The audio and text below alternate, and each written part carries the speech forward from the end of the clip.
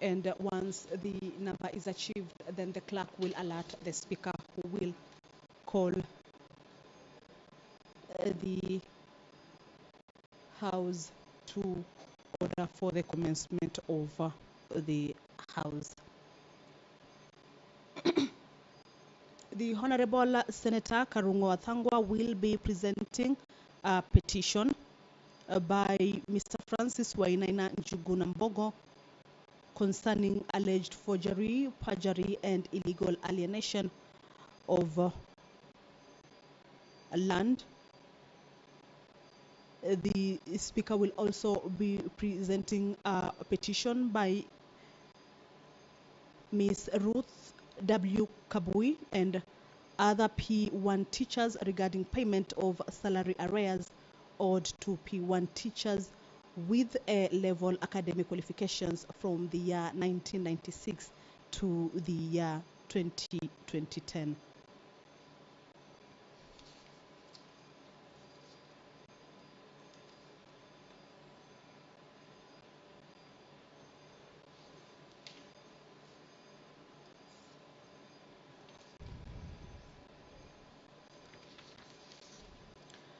Pursuant to Standing Order 53.1, various senators will be seeking statements, and the Senator for Kisii County, Honorable Richard Onyonka, will be seeking a statement from the Standing Committee on Health regarding the state of operations at the Kisii Teaching and Referral Hospital. The Senator for Kisii County, again, Honorable Richard Onyonka, will be seeking a statement from the Standing Committee on Health regarding the closure of Nyamarambe Health Center. Order number 1, administration of oath. Order number 2, communication from the chair.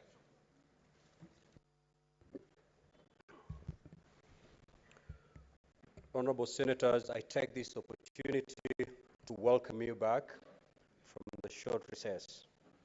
I hope you've had time to meet with your constituents, friends and families over the past 2 weeks.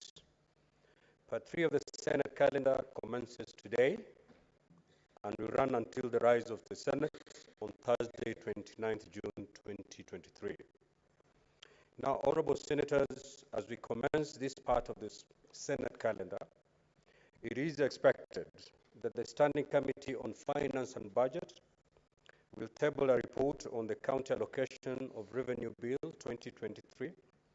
The passage of this bill will be followed by the introduction of the County Government's Additional Allocation Bill and the respective cash disbursement schedules.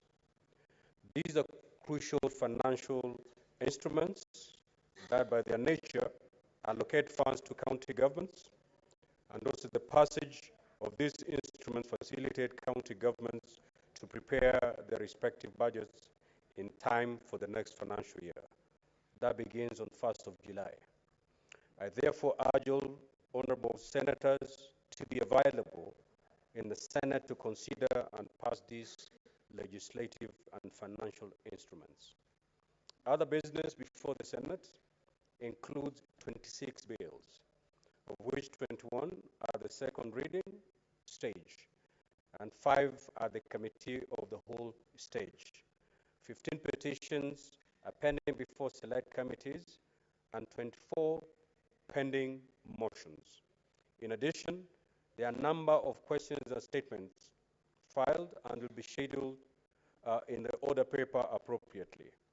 I take this opportunity to urge standing committees to prioritize processing of legislative business and to table reports as required by the standing orders.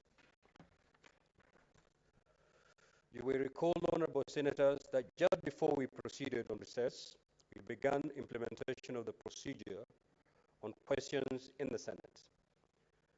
2 sittings were held on 23rd of April and 3rd of May 2023, where cabinet secretaries appeared before the Senate to respond to questions.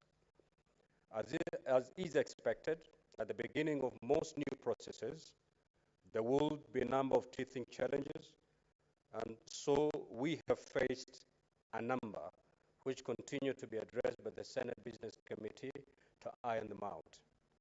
One of the major decisions that the committee has made, and therefore necessitates a communication to the Senate, is the requirement to have only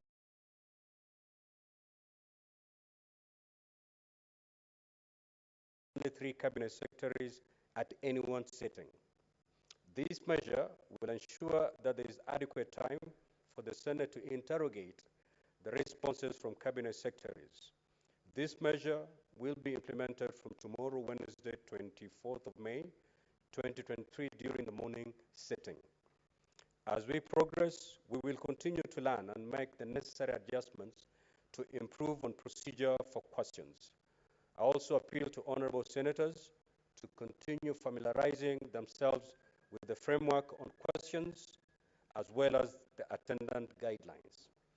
Honorable senators, during the recess, the Senate leadership held a candid and constructive deliberations on the processing of legislative business in the Senate and resolved to work harmoniously in the discharge of our constitutional mandates.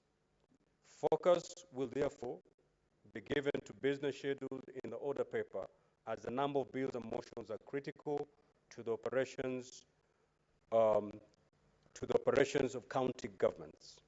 This will sustain a healthy and robust debate and the differing opinions and perspectives that will form amendments to bills and impact on government policy.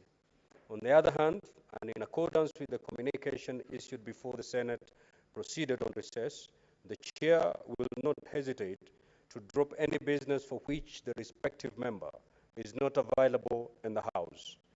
These measures are necessary to ensure that the legislative agenda of the Senate remains on track, and I implore you, honorable senators, to work closely with the Senate leadership in delivering on the aspirations of the people of Kenya. Honorable senators, in conclusion, I take this opportunity to impress upon each one of us to rededicate ourselves to the execution of our constitutional mandate in service to our great country. I also wish to state that my office of the Senate leadership, and the Secretariat are always at your disposal to facilitate you to do your work. I wish you fruitful deliberations and wish you, honorable senators, every success during this session. I thank you.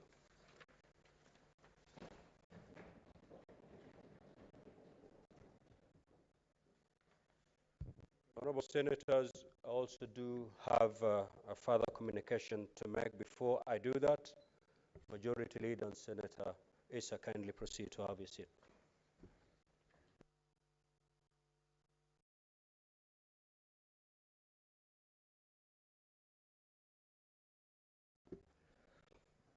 Honorable senators, I would like to acknowledge the presence in the Speaker's Gallery this afternoon of a visiting delegation from the Parliament of Zimbabwe. The delegation comprises members of the Thematic Committee on Peace and Security and its staff who are on a benchmarking visit. I request each member of the delegation to stand when called out so that they may be acknowledged in the Senate tradition. The Honorable Senator Dr. Prinyatwa David, the chairperson of the committee. The Honorable Senator Chimbuzi Alice. The Honorable Senator Kumalo Nomalanga. The Honorable Senator Komichi Mogeni. The Honorable Senator Chief Makumbe. The Honorable Senator Mathuthu Themba. The Honorable Senator Mohadi Tambuzai. Ms. Faith Manhivi. Ms. Tapiwa Sukuta, a researcher. Honorable Senators, on behalf of the Senate and on my own behalf, I extend a warm welcome and wish them a fruitful visit. Thank you. Again, I wish to acknowledge the presence in the Speaker's Gallery this afternoon of a visiting delegation delegation from Parliament of Zimbabwe. The delegation is undertaking a benchmarking visit in the Center for Parliamentary Studies and later participate in the 3rd Annual Parliamentary Symposium to be held in Naivasha, Nakuru County from the 26th to the 27th May 2023. I request each member of the delegation to stand when called out so that they may be acknowledged in the Senate tradition. Mr. Kennedy Mugove Chokuda. The Clerk of Parliament, Mrs. Nomasonto Audrey Sunga. Deputy Clerk, Mr. Stewart Jailos.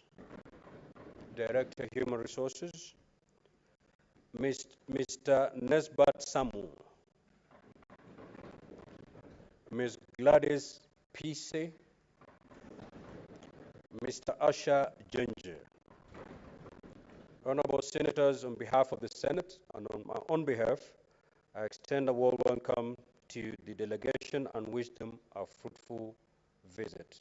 I will allow the majority whip on behalf of the government side to make very brief welcoming remarks, and thereafter I will allow the minority leader also to make his very brief welcoming remarks. Proceed in that order. Thank you, Mr. Speaker. Mr. Speaker, is indeed a privilege and makes us very happy that such a high-profile delegation from our sister country, Zimbabwe, has come visiting to this Senate. Mr. Speaker, as the leaders from Zimbabwe might know, we share a lot in common in the sense that we both became republics after fighting it out with the colonists. We remember fondly, Mr. Speaker, what was then called Rhodesia. Today, it has been changed to Zimbabwe. Mr. Speaker, we remember fondly how we used to go to Blantyre. Now that has changed to the African name. Here in Kenya, dear colleagues from the southern part of Africa, we did not adopt that procedure of changing all our names. But maybe if you guys had come before us, we would have learned from you. Congratulations, you're most welcome. Make sure that before you go back to Zimbabwe, you sample some of the special sports in Nairobi, and indeed they're there. And if you have money to spend, you can choose to go far west. There is a city there called Kakamega, the only city in Africa where there is bullfighting. You come and enjoy bullfighting in Kakamega. Thank you very much.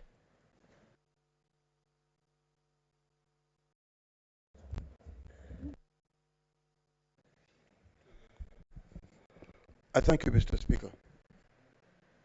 Mr. Speaker, at times as it is a tradition, allow me to, now that you've given a chance to the bullfighter to represent the majority side, who is the majority whip, allow me to also give a chance to my minority whip, Senator Ledama Olekina, to come forth.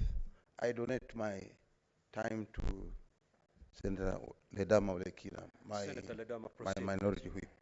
Thank you.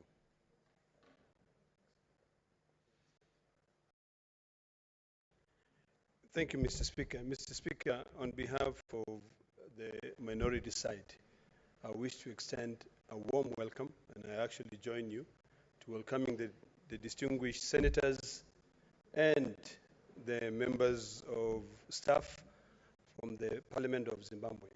Zimbabwe is a country that most of us have read a lot about.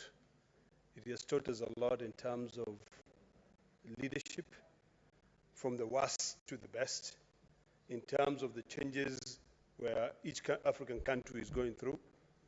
Some of us are very happy to see Zimbabwe during the spring period because of the beautiful flowers all over. There are some beautiful pictures which are taken, and when you are told that's an African country, you see how clean it is, and we like to emulate. We have a lot to share as brothers, and I do hope that one day this African continent will become one country so that we can take pride of all the resources that we have.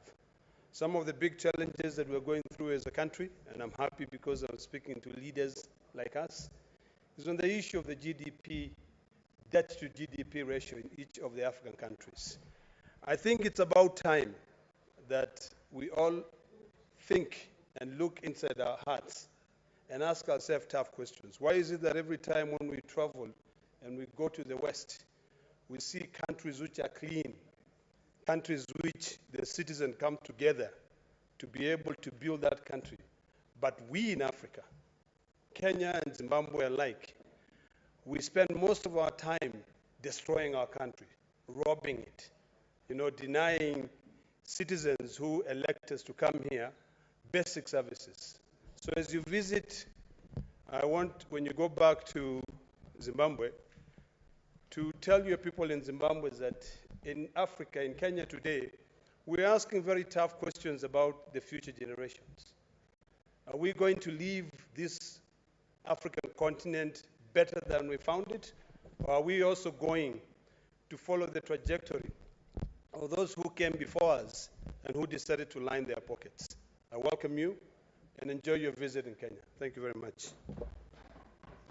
Next order, clerk.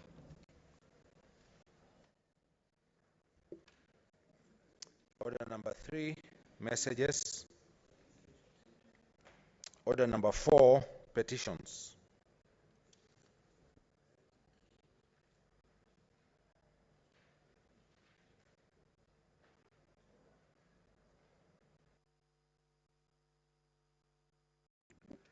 Is the Honorable Senator Karungo Thabo here? He had a petition to present.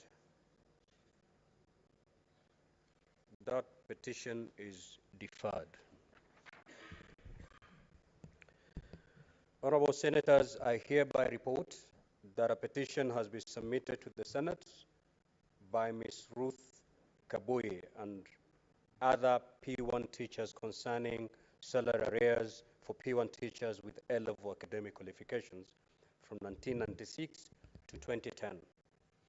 As you're aware, under Article 1191 of the Constitution, and I quote, every person has the right to petition Parliament to consider any matter within its authority, including enacting, amending, or repealing any legislation. Honorable Senators, the silent issues raised in the petition are as follows. That in July 1996, the then Directorate of Personnel Management of the Teacher Service Commission issued a scheme of service for non-graduate teachers, given the requirements for appointment and promotion for non-graduate teachers. The said schemes were implemented by the Commission, after which an attendant regrading was required. That in July 1996, the then Minister of Education, Science and Technology, through the Chief Inspector of Schools, requested all district education officers, municipal education officers, and City Director of Education to submit the names of trained primary school teachers 1P1 with A-level academic qualifications countrywide to the ministry. That thereafter, the ministry proceeded to grade and train A-level teachers who had attended a 2-week program at Kagumo and Bondo Teachers Training colleges to secondary school teachers 1, that is S1, locking other A-level primary school teachers P1 who had not attended the course. This resulted to complaints by the primary school teachers, P1 A-level trained teachers. That another group of approved teachers, ATS 1V, were also promoted in the year 1996. The then scheme of service for non-graduate teachers stipulated that the existing secondary school teachers, that is S1, promoted to primary school teachers P1, were to convert to approved teachers 4 while teachers with diploma certificates will convert to diploma teachers. And additionally, in July 2010, the primary school teachers, P1, were also promoted but were not issued with promotion letters. That the teachers who were promoted in the year 1996 are yet to receive their salary arrears since the date of promotion, which is contrary to standard labor practices. And that the petitioners have made efforts to have this matter addressed by the relevant authorities, and all of which have failed to give a satisfactory response. The petitioners, therefore, pray to the Senate that it intervenes in this matter with a view to recommending to the National Treasury and Economic Planning to factor in budget to enable payment of salary arrears to the teachers. Now, Honorable Senators, pursuant to Standing Order 237, I shall now allow comments, observations, and clarifications in relation to the petition for not more than 30 minutes. Honorable Senators, you may walk in. Senator Manzo. Thank you, Mr. Speaker, for giving me an opportunity to comment on this very, very important petition. Mr. Speaker, the Constitution is clear that any Kenyan who thinks he has a matter which is unresolved can bring it to Parliament, which includes Senate. And these teachers have walked a long journey. They have been trying to make these particular claims over a long, long time. They have gone into different government departments and did not find the necessary assistance they were looking for. And I believe Senate, the committee dealing with education, and also Senate as a whole, is the power given to it by the Constitution to resolve this matter, Mr. Speaker. Mr. Speaker, there has been many issues dealing with the teachers, and teachers are very, very important, you know, from the nursery school teacher to the primary school teacher to the secondary school teacher. That time there was rationalization of P1 and the S1, and even we have a lot of teachers who have become graduates who have pursued a degree,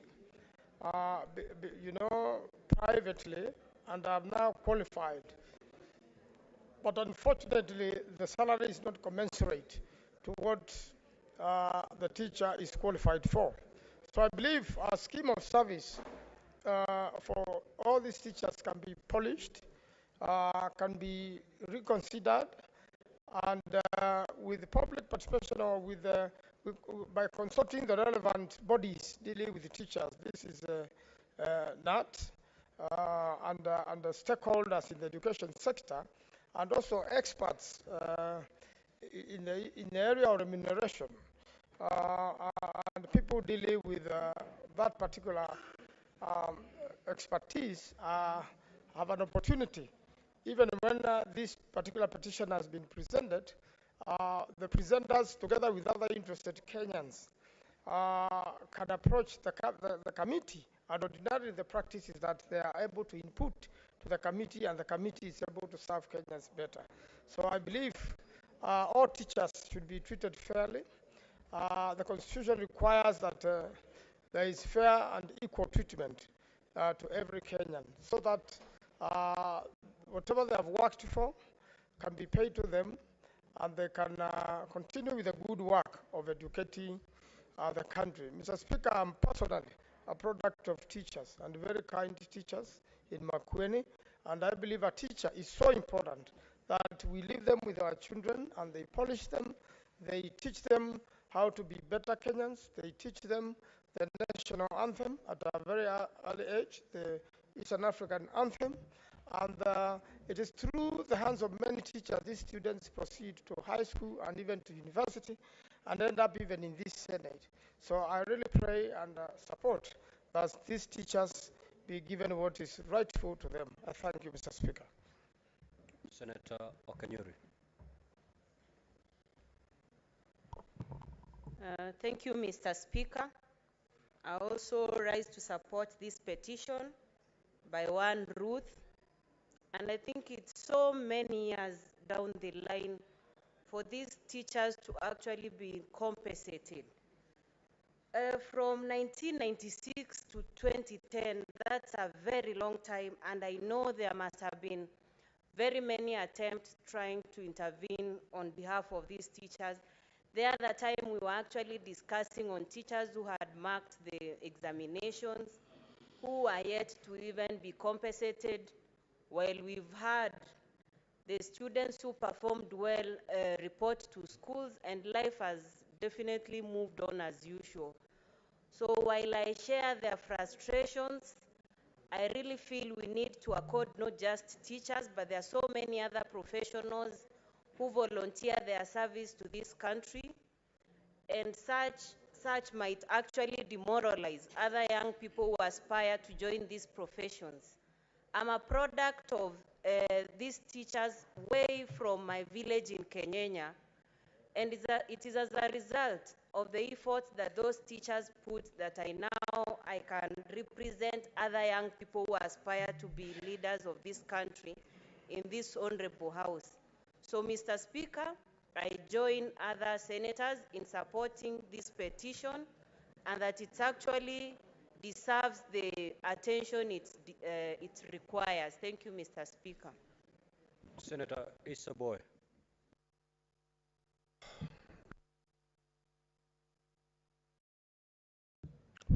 Asante sana Mheshimiwa Spika kunipa fursa hii. Mheshimiwa Spika, hii petition imekuja wakati mzuri sana kwa sababu kwangu mimi katika kaunti ya Kwale nina kesi nyingi sana za walimu kama hawa ambao hawajalipwa pesa zao. Ni jambo la kusikitisha sana hasa kwa walimu. Walimu wamesomesha wanafunzi wamefaulu, lakini utakuta kwamba walimu mpaka leo wanalia wanataka kulipwa pesa zao. Hata sijui shida Bwana Spika, shida iko wapi? Mimi nina kesi karibu 5 sahihi, karibu 5 za walimu. Wengine karibu wawili wameshafariki. Kuna mwingine juzi alipata ajali. Hata sijui ni shida iko wapi katika serikali. Kwa nini Mheshimiwa Spika, hii wizara au hii tume ya PSC kwa nini hawalipi wanafunzi hao? Mheshimiwa Spika, mimi naunga sana ni statement ambayo imeletwa petition hii wakati huu, na lazima tuhakikishe sisi maseneta tuweze kusimama imara, hawa walimu waweze kulipwa kwa wakati wake. Kwa hivyo Mheshimiwa Spika, mimi naunga sana petition hii, na hiyo komiti ambayo utaagizia mheshimiwa ichunguze basi ifanye kwa haraka sana, kwa sababu it's all over county, si Kwale peke yake, hata Mombasa, ukisikia Kilifi walimu wananungunika kwa sababu pesa zao. Kwa hivyo Mheshimiwa Spika, mimi na support sana hii petition hii. Thank you very much. Senator Osot. Mr. Speaker, I also want to join the rest of the members to say that I support the petition. Honorable speakers, teachers go through a lot of problems. Just the other week, we were discussing a matter here involving the non-payment of to the teachers who had marked exams.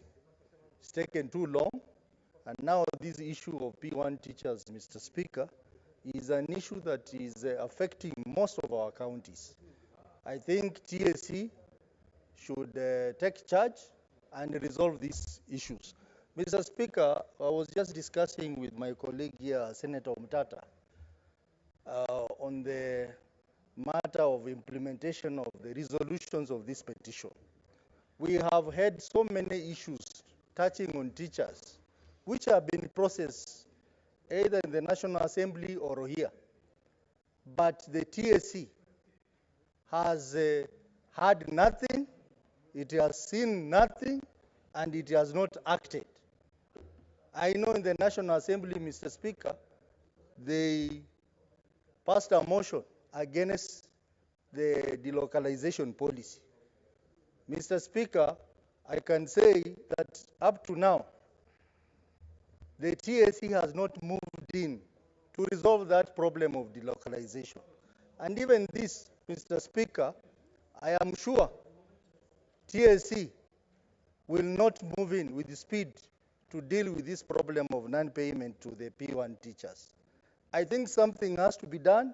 I know TSC keeps on saying there are independent commission, but this House, Mr. Speaker, has the powers to deal with matters concerning the people of Kenya. And one of it is issues touching on teachers. So the TSC CEO, Madam Nancy Macharia, he is so powerful, Mr. Speaker, that you can even go to his office and he decides not to see you. We have gone there so many times. You sit in the waiting room for hours, and she cannot see you, and then eventually she sends a PA to come and see you. Mr. Speaker, it is a high time that this country gets rid of state officers who behave larger than life, like Nancy Macharia. Mr. Speaker, I support. Senator Abbas. Thank you, Honorable Speaker. I beg to support the motion and the statement that actually what is happening in TSC is actually a very, very unfortunate situation. That many teachers are having a lot of problems. Teachers actually are the people who work in every corner of this country. They work in the worst conditions. They work in the most square areas. However, they are not given what they deserve to be given as teachers. Mr. Speaker, TSC has become an entity of its own. TSC actually, the CEO is unapproachable. That if anybody has a problem, even getting hearing is a problem. So I think it's high time that we need to solve these problems. Teachers are actually the backbone of this country. They develop all kind of human resources, and therefore we need to at least give attention to various issues that are affecting even the patient. Actually, are getting a problem these days. Their salaries have been delayed. They have been posted haphazardly without any due consideration for teachers. With those few remarks, I beg to support, Mr. Speaker. Senator Mudama Kavindu.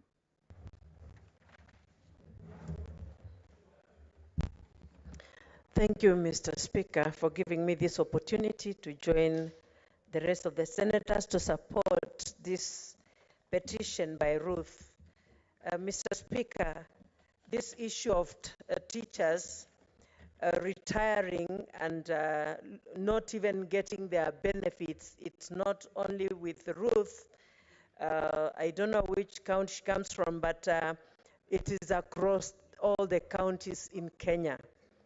And it is so sad to hear and to know that from 1996 to date, there are people who are still waiting for their compensation and their retirement benefits. Mr. Speaker, it's very sad because NAT is there and they should be mindful of the welfare of the teachers. And KUPPET is also there, Mr. Speaker. RBA, Retirement Benefits Authority, is also there. We should be really concerned about the retirement benefits of the teachers. Mr. Speaker, all of us, when we work, we want, once we retire, to get our benefits so that we can continue with life.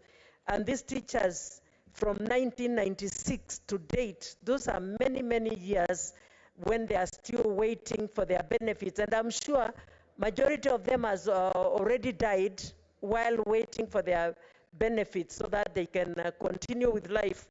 And they face a lot of challenges. Mr. Speaker, it's my prayer and my hope that where this petition is taken to the Committee of Education, they will deal with it very urgently.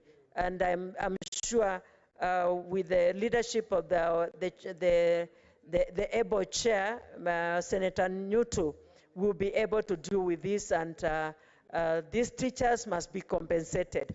Thank you, Mr. Speaker. I support. Senator Ledama.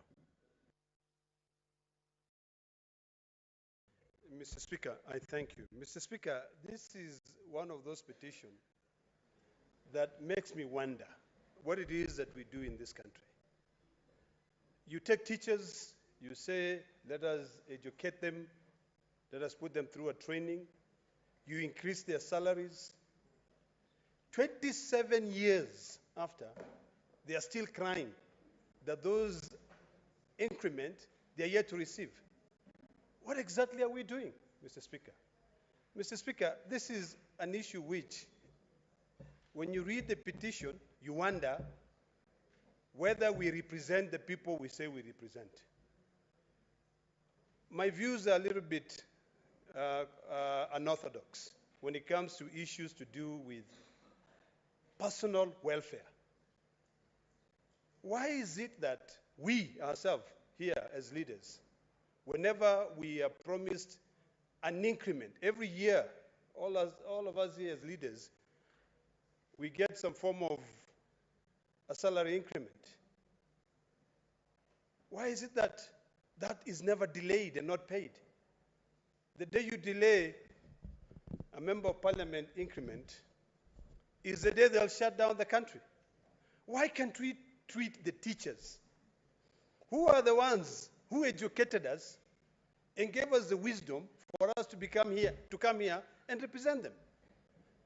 Mr. Speaker, this does not even ought to become a petition, because one of my biggest pet peeves when it comes to issues of petitions is that, okay, we are here, any member by the Constitution can be able to present a petition to this House, but what happened after that? We interrogate the matter, we call those people, and then after that, we take our findings and we hand over the findings to the petitioner. How is it going to help them? Mr. Speaker, I'd like to beseech you to handle this thing differently, because this is another crisis we have, similar to the one of former councillors who served this country diligently, and while current members of the county assemblies are getting a gratuity or pension, those ones were forgotten. Every so often, we talk about budget. We know the Senate doesn't deal with the issue of budget. I wish our colleagues in the lower house would be able to, so moto, take on this matter and add that budget there and reduce all these budgets of tea, budgets of travel, and at least pay these teachers from 1996, 27 years ago. In fact, the distinguished senator nominated, who is looking at me, Tabitha, was not born then. And now, look at her. She's serving this House, representing those teachers. And their salaries increment, they have not been paid until today. What exactly are we doing here? I want to call upon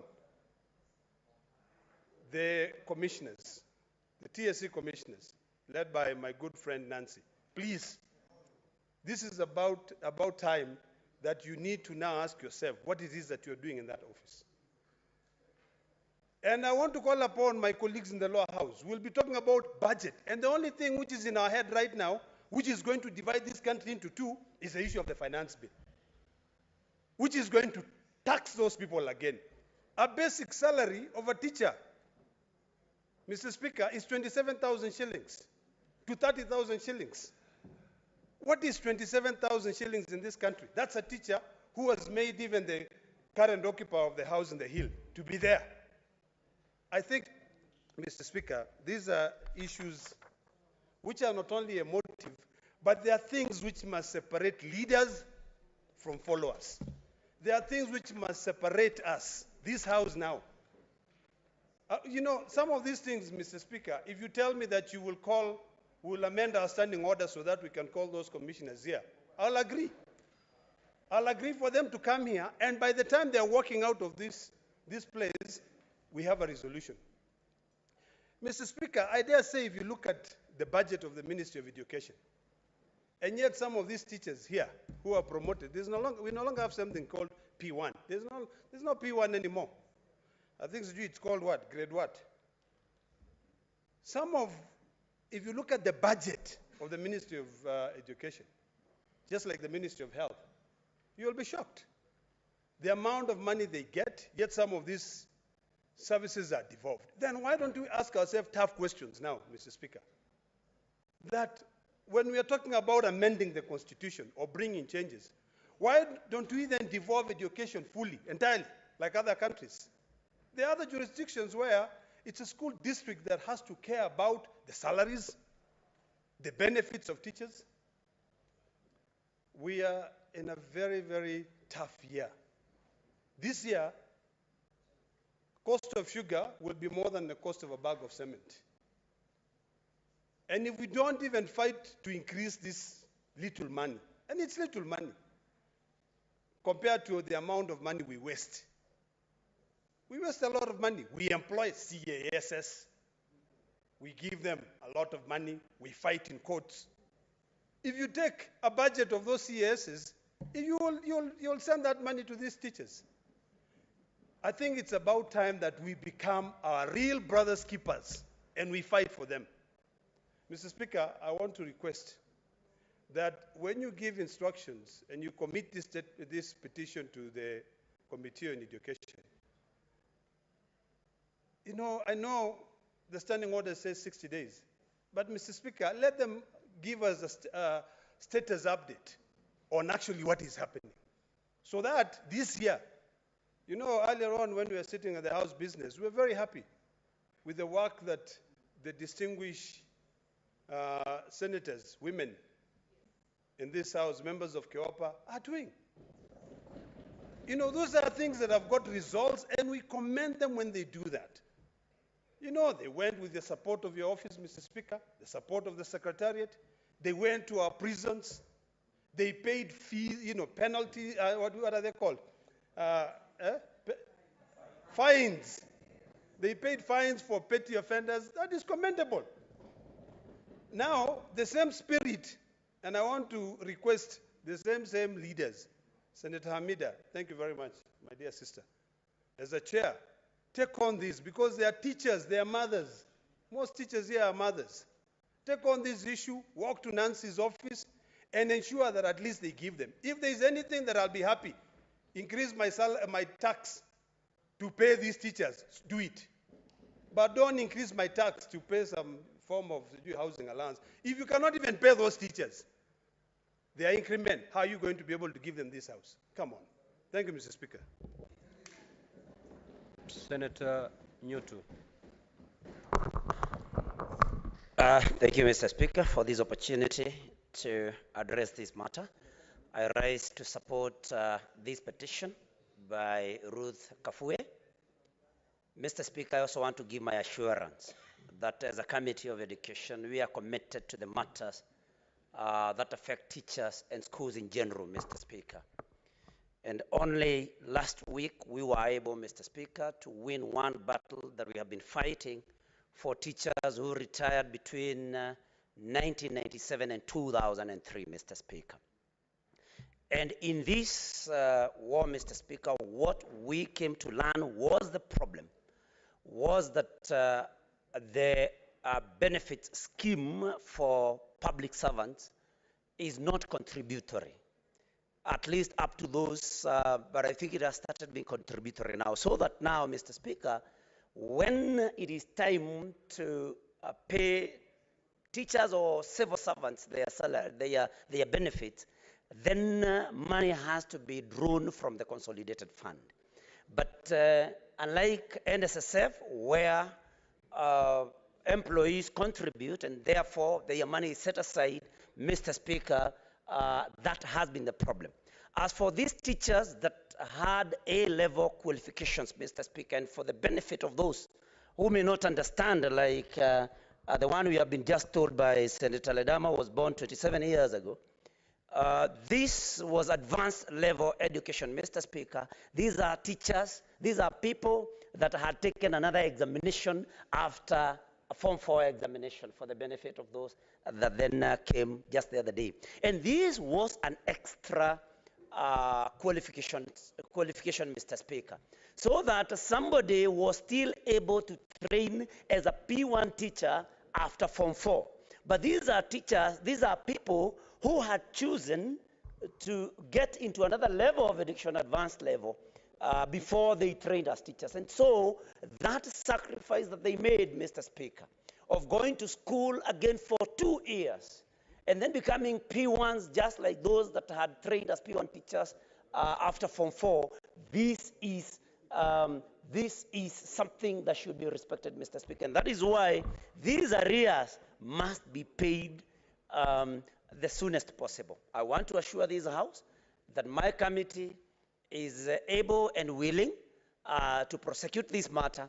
And although Senator Ledama has left, I had wanted to assure him that the Committee of Education is able to deal with this matter, that we may not have to go to deal with it through the women parliamentarians in this House. So, Mr. Speaker, if anybody was casting aspersions on the ability of the Committee on Education, I want to assure all and sundry that we are capable. And should we need the help of women parliamentarians, Mr. Speaker, we have them. Senator Kavindu is there, Senator Professor Kamar, who is a very experienced educationist, is there. And so, Mr. Speaker, we are equal to the task, and we are going to prosecute this matter. We are going to call or invite those that are responsible, TSC, Treasury, and all that are responsible. So I want to assure Ruth, wherever she is, that this is a matter that if and when you refer it to us, Mr. Speaker, we are going to deal with it in the best way we can. Thank you, Mr. Speaker, for that opportunity.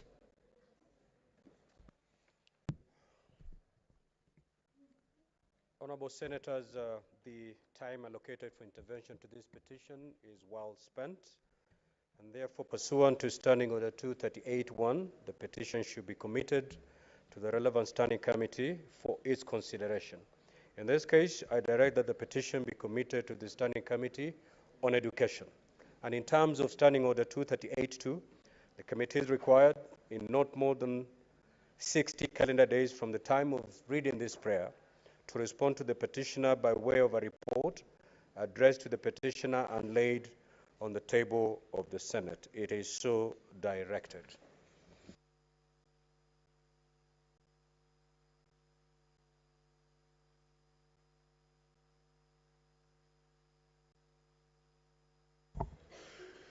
Thank you very much, Mr. Speaker. Honorable Speaker, I hereby wish to present this petition, which has been submitted to the Senate by Mr. Francis Wainaina Njogona on behalf of Bogo's Family Welfare Group of Mbari ya Bogo, concerning historical injustices and illegal alienation of LR number 7153/1, 7153/2, 7153/R, also known as LR 12825.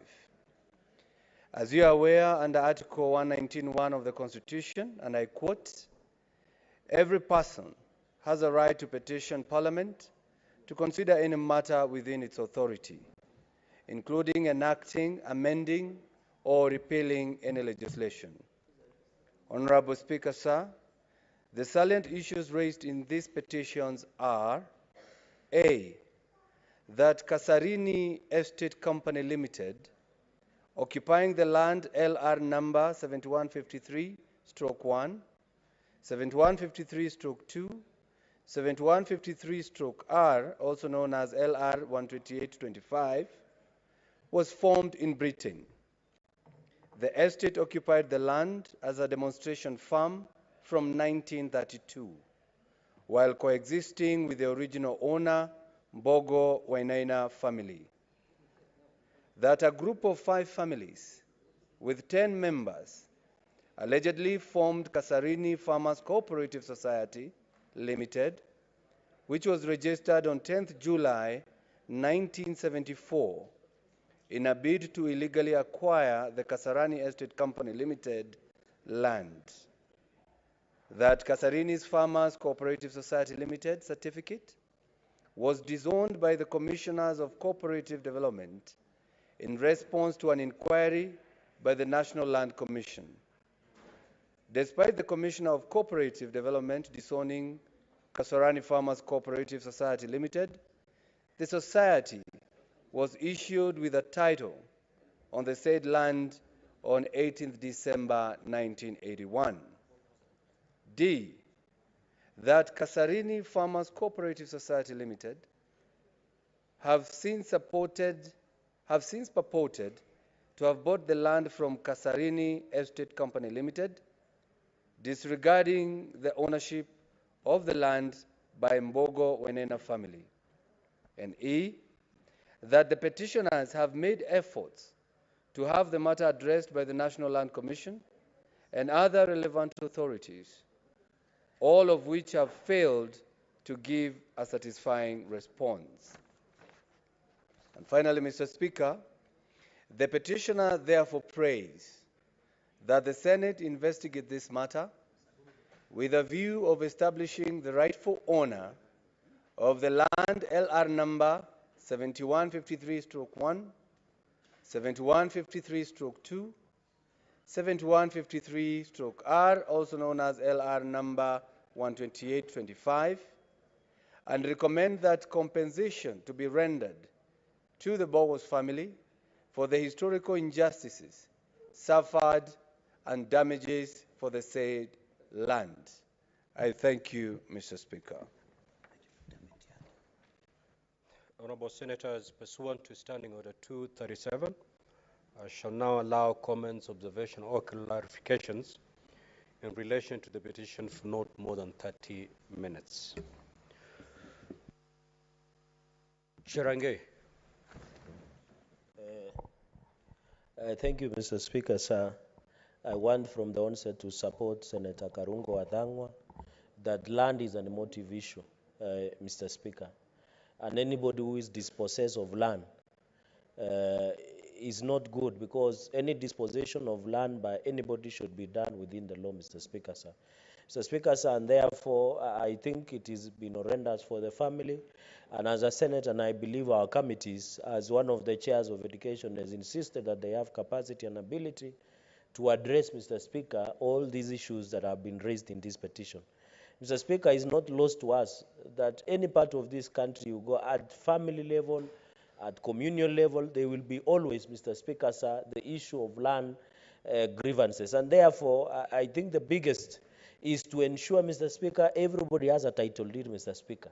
And I think the commitment of government has to always have the title. Mr. Speaker, you know, all of us are Africans, unless there are people who are new from Jerusalem, is that when you don't own land from my community where I am, you are not a man, despite having other things, Mr. Speaker. So this is a very important matter that must be dispensed with, Mr. Speaker.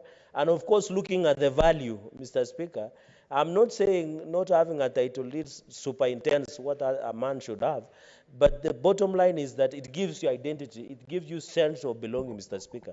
Mr. Speaker, finally, and therefore you can see even what is happening in South Rift and North Rift, where allegations of tea machines, tea plucking machines are being burned down, Mr. Speaker, and many others, because of the land. Because the people from where I come, Nandi and Kericho and part of South Rift and North Rift, always have a feeling that they were dispossessed of their rightful ownership of land, Mr. Speaker. And the youthful leaders like Senator Oburu Odinga, Mr. Speaker, have this institutional memory on the history of land struggle, and it forms at the core, at the basis, Mr. Speaker. And I know where Senator Madzayo, retired judge, and yourself comes from, there is still a big challenge in terms of land ownership, land possession, and many others, Mr. Speaker. And therefore, I think from where I sit, I want to congratulate Senator Karungo Wadhangwa and say this family should be given justice.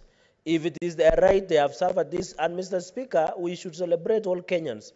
A few minutes ago, you read about the petition by teachers. Now we have a petition by a member of public. It shows the confidence many Kenyans have for the Senate to address these issues, Mr. Speaker. We have confidence that women from Kewapa, from Senate, can visit a prison, Mr. Speaker, and pay fines and give them food.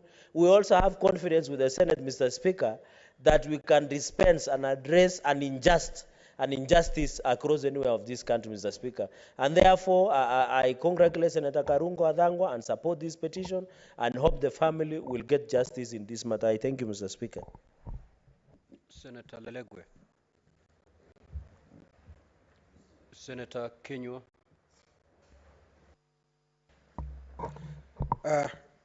Asanti Bwana Spika kwa kunipa fursa hii.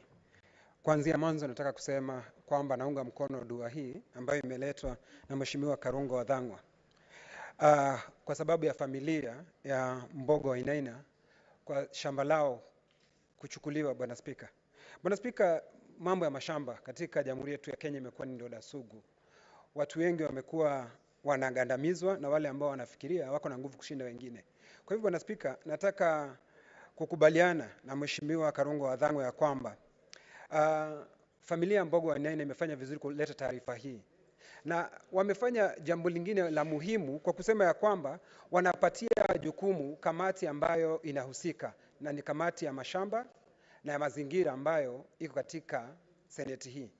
Na wana uhakika na wanaamini ya kwamba itaweza kutenda haki.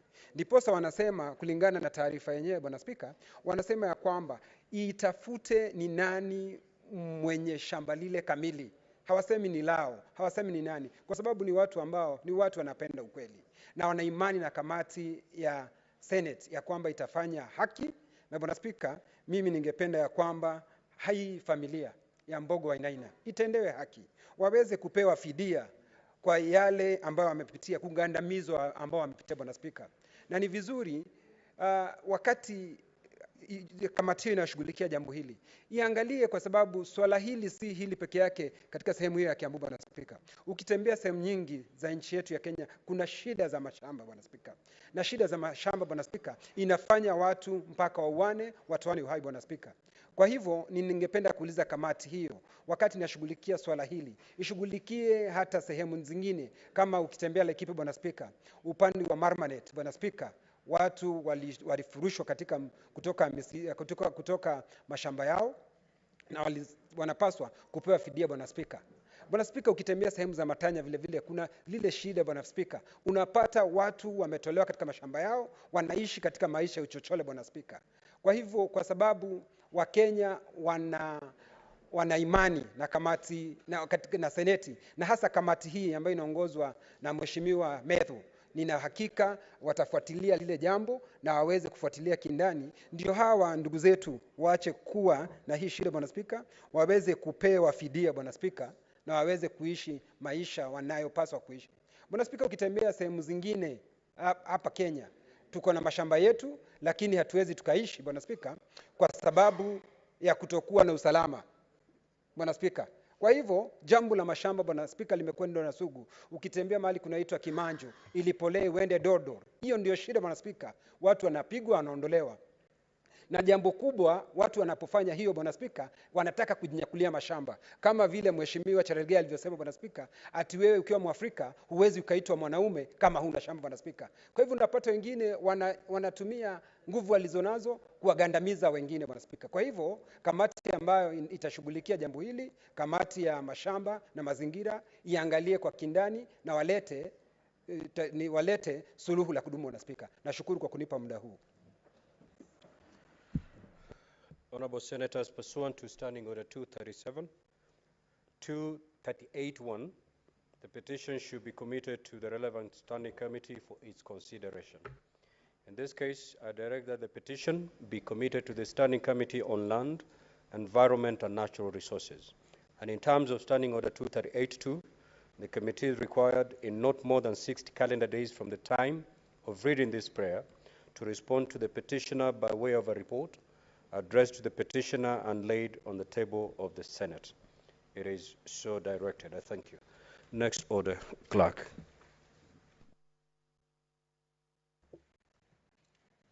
Order number 5, papers.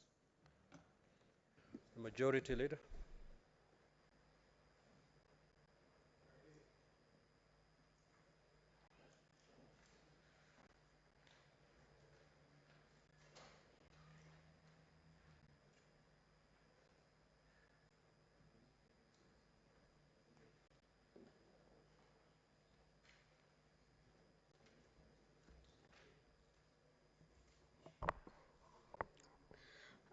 Honorable Speaker,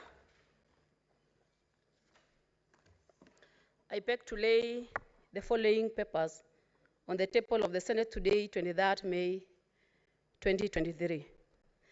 Report of the Auditor General on the financial statements of Iten Municipality for the year ended 30th June 2020. Report of the Auditor General on the financial statement of Iten Municipality for the year ended 30th June 2021. Reports of the Auditor General for the year ended 30th June 2022 on the financial statement of 1. Iten Municipality, the Makueni County Sand Conservation and Utilization Authority, the Matungulu Kangundo Water and Sewerage Company Limited, the Municipality of Malindi, the Mombasa County Alcoholic Drinks Control Fund, the County Executive of Mombasa, the County Assembly of Mombasa, the Kirandich Water Company Limited, the Nakuru Rural Water and Sanitation Company Limited, the Nakuru Water and Sanitation Service Company Limited, the Nawasol Company Limited, the Elder Ravine Water and Sewerage Company, the Central Rift Valley Water Works Development Agency, the Receiver of Revenue County Government of Homa Bay, the County Executive of Homa Bay, the County Assembly of Homa Bay, the County Government of Meru Receiver of Revenue, the Meru County Investment and Development Corporation, the Meru Youth Service Board, the Meru County Assembly Members Car Loan and Housing Schemes Fund, the Meru Water and Sewerage Service Registered Trustees, the County Assembly of Meru Staff Car Loan and Housing Schemes Fund, and Kisii County Bursaries Fund. Honorable Speaker, I beg to lay. Next order, Clerk.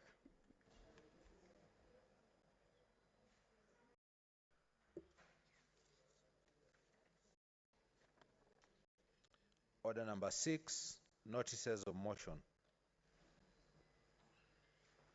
Honorable Senator Catherine Muma.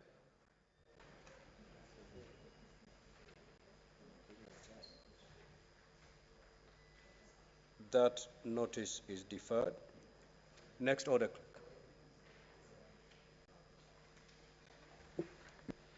Order number 7, questions and statements. Statement pursuant to Standing Order 53-1, the Honorable Senator Richard Onyonka. That statement is dropped. Senator Richard Onyonka had 2 statements, and those statements are dropped. Senator Raphael Chimera.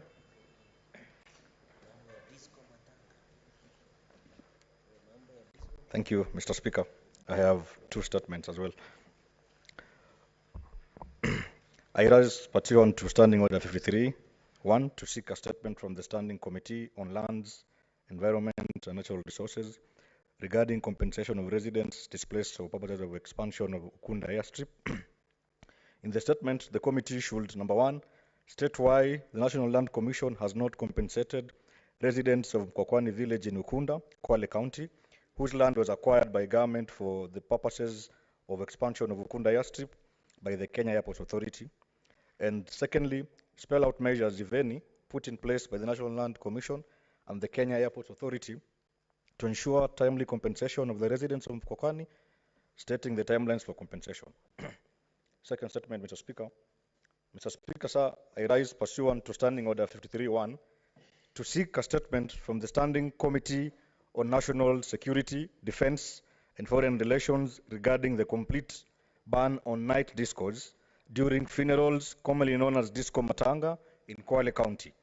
In the statement, the committee should, number 1, state the reasons for the complete ban of Disco Matanga by government in Kwale County without a proper working framework. Number 2, clarify the legal basis for the complete banning of Disco Matanga in Kwale County since January 2022.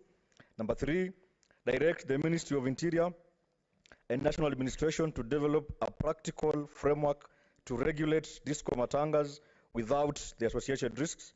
And lastly, Mr. Speaker, state measures, if any, by the government to ensure that the ban is lifted with immediate effect. Thank you, Mr. Speaker.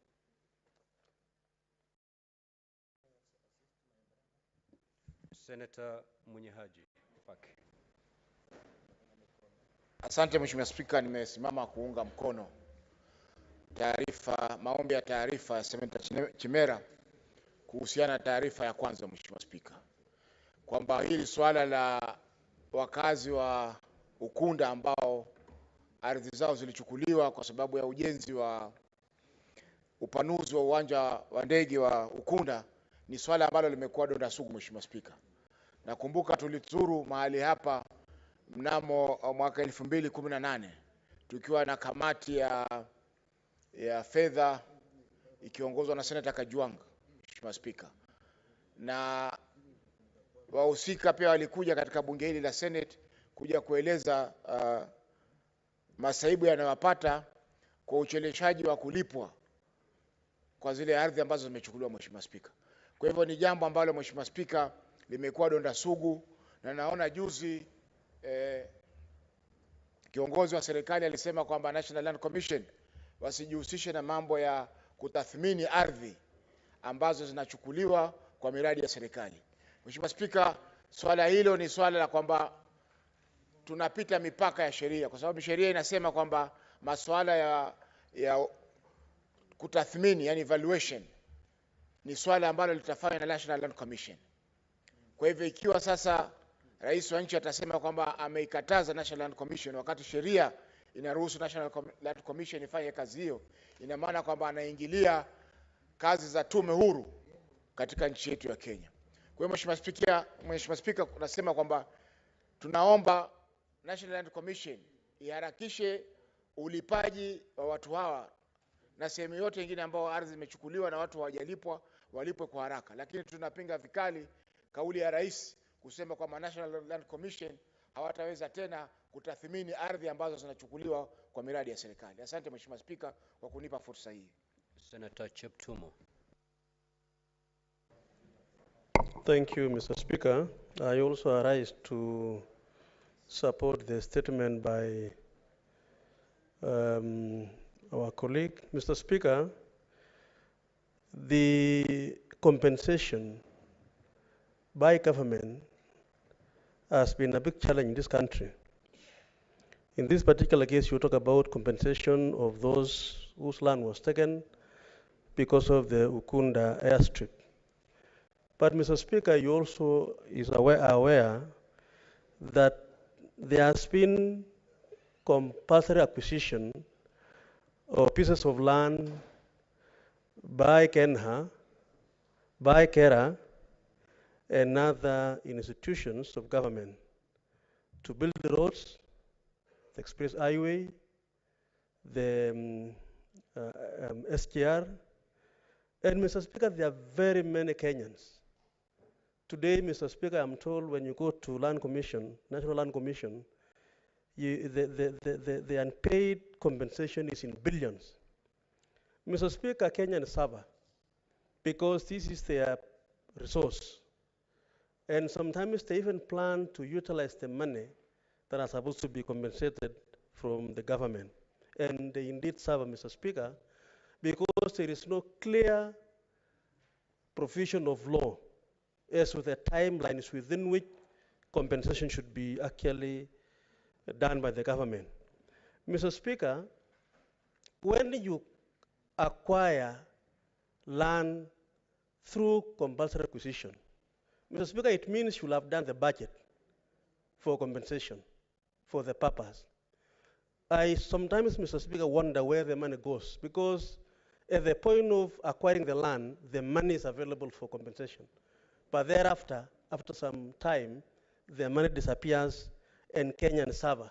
Mr. Speaker, those of us who have a chance of sometimes representing clients in our institutions like the law firms and so on, Mr. Speaker, we come across these issues. It is true that Kenyans are suffering. Mr. Speaker, even the dams we have today in many parts of the country, billions is applied, and yet the owners of the land on which these dams are built are not compensated. Mr. Speaker, I think this House should rise to the occasion. I think we should come up with clear laws that once government has acquired land through compulsory acquisition, then within a specified period of time, those people should be compensated so that we don't leave it open for the government to pay as and when, Mr. Speaker, they wish to, because Kenyans are suffering. So, Mr. Speaker, I really support this, and I think it is an issue that should be able to apply across the country. I want to appeal,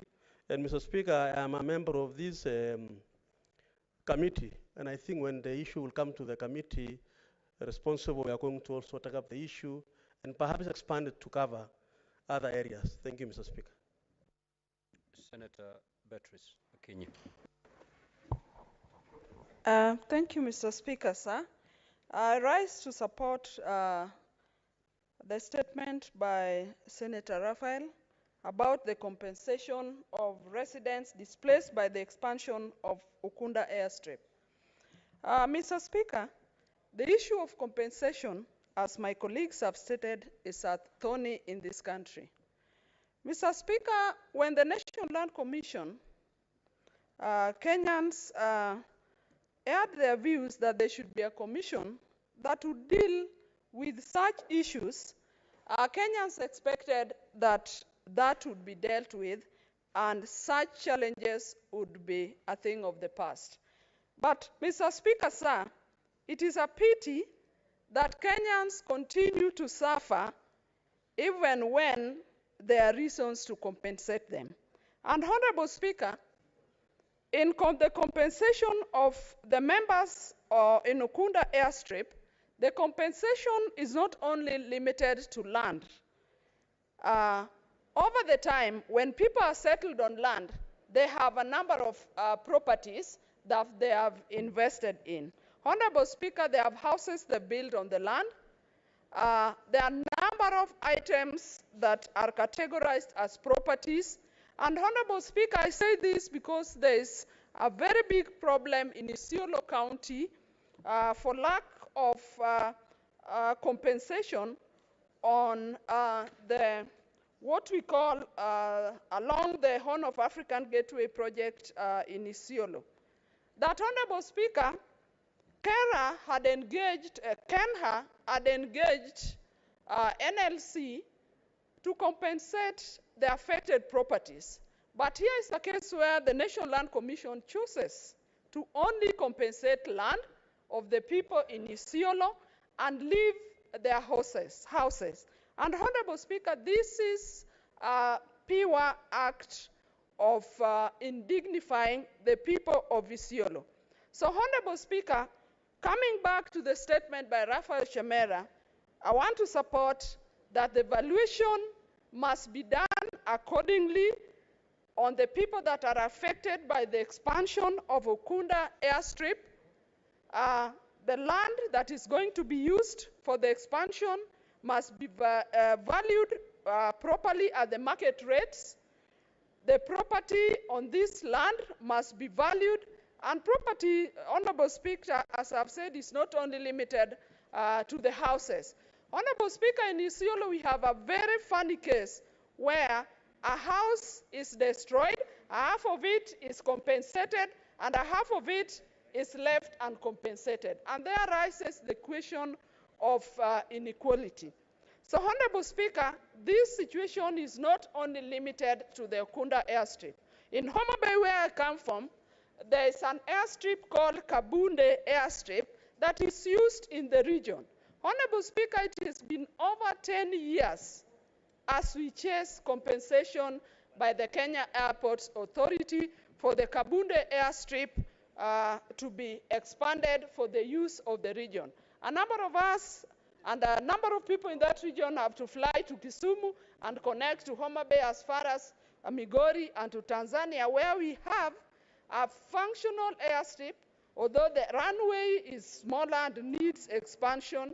So, Honorable Speaker, the National Land Commission must come out to make proper the compensation of Ukunda airstrip so that the people may get what belongs to them. I support.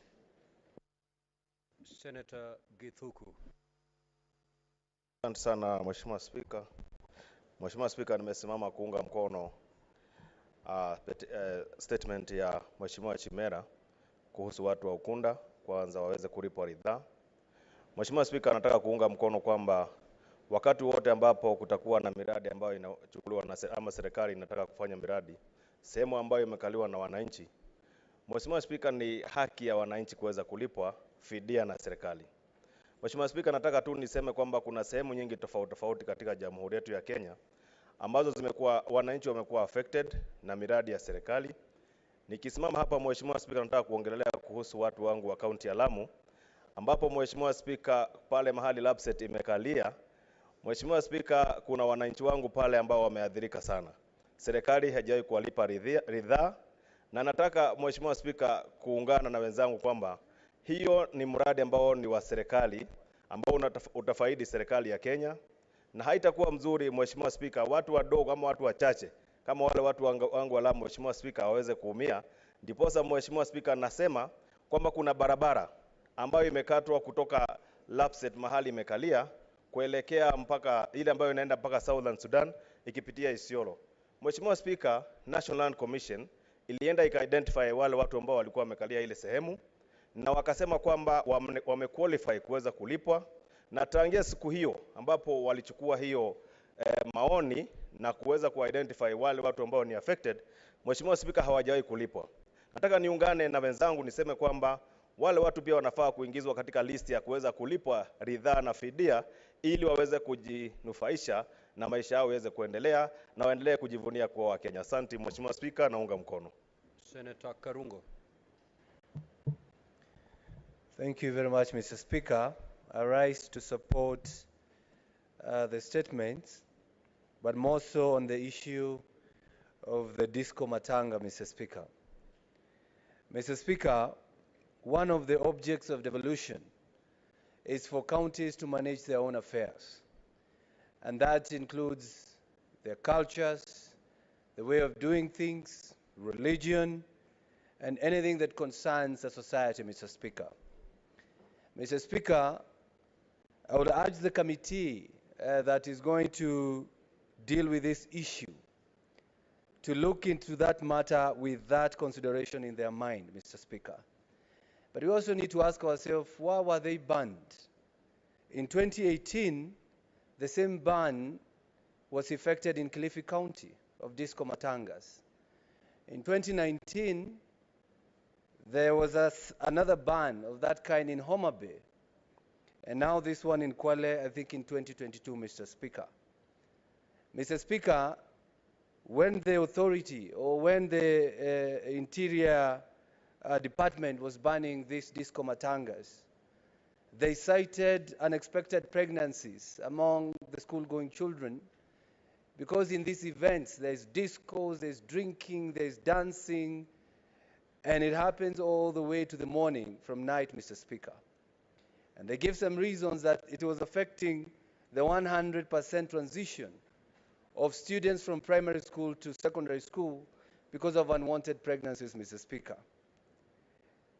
Mr. Speaker, as Senator Chimera said, instead of banning 100%, it should be somehow regulated.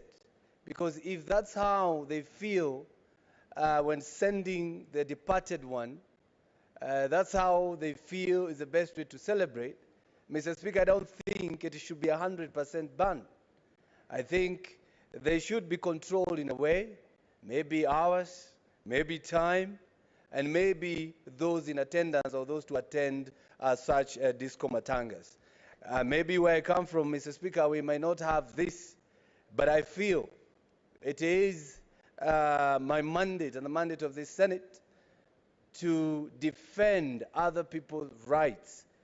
I remember somebody was telling me that they even have competitions. Who had the biggest disco matanga in a certain area when they're sending, they're paying the last respects to their departed one, Mr. Speaker. So I believe instead of banning them, let the security be enhanced. Instead of banning them, let the authority or the government come up with measures to help that they make sure they reduce these engagements that make the children, these unwanted pregnancies. Even the parents themselves can just take care of their children. You don't have to let them attend such events. So, Mr. Speaker, I support that statement. and I believe the committee will come with the right recommendations. Thank you very much, Mr. Speaker. Senator Hamida Kibwana.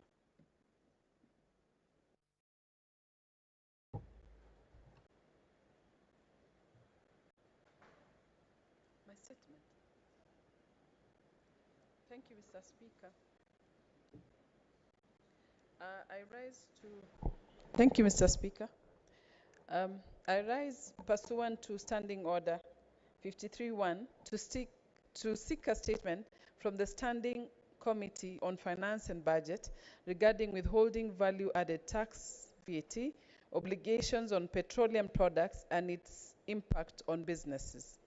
In the statement, the committee should state the rationale for the current withholding VAT obligation on petroleum products, stating its impact on the profitability and sustainability of businesses in the petroleum sector.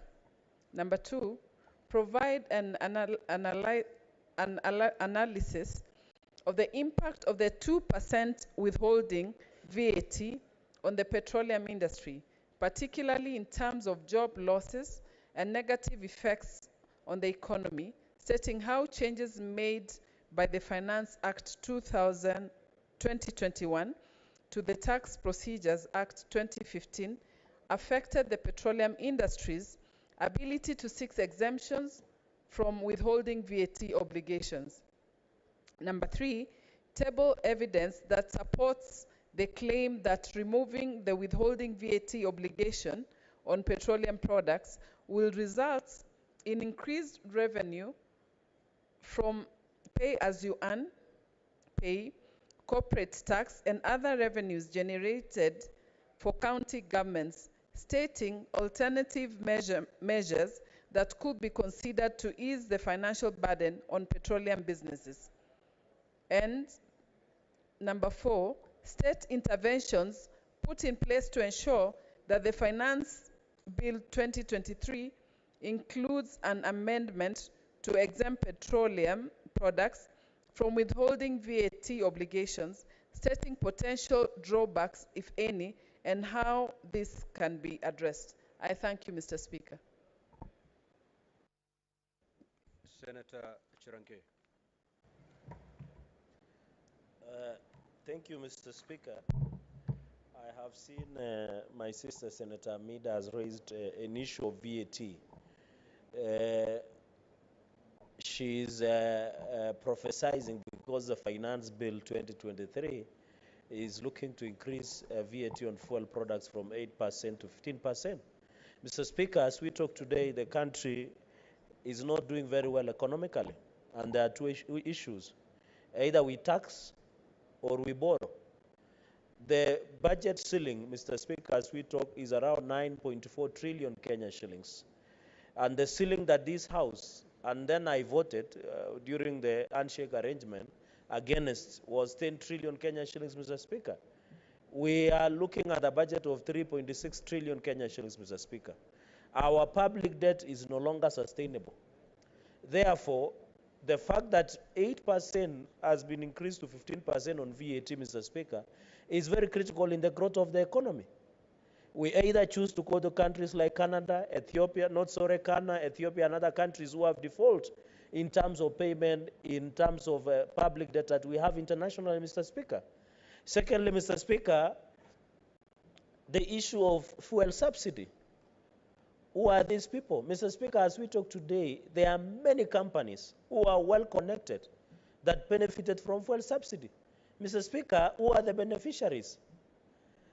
Mr. Speaker, when you look, and I remember we censured as CS of Energy in the last session because of misuse and abuse of fuel subsidy, and then, Mr. Speaker, because what you are having is specific petrol stations who are selling fuel like a happy hour, Mr. Speaker, for people who add things more than water, and they were not in a position to tell us who are these, Mr. Speaker.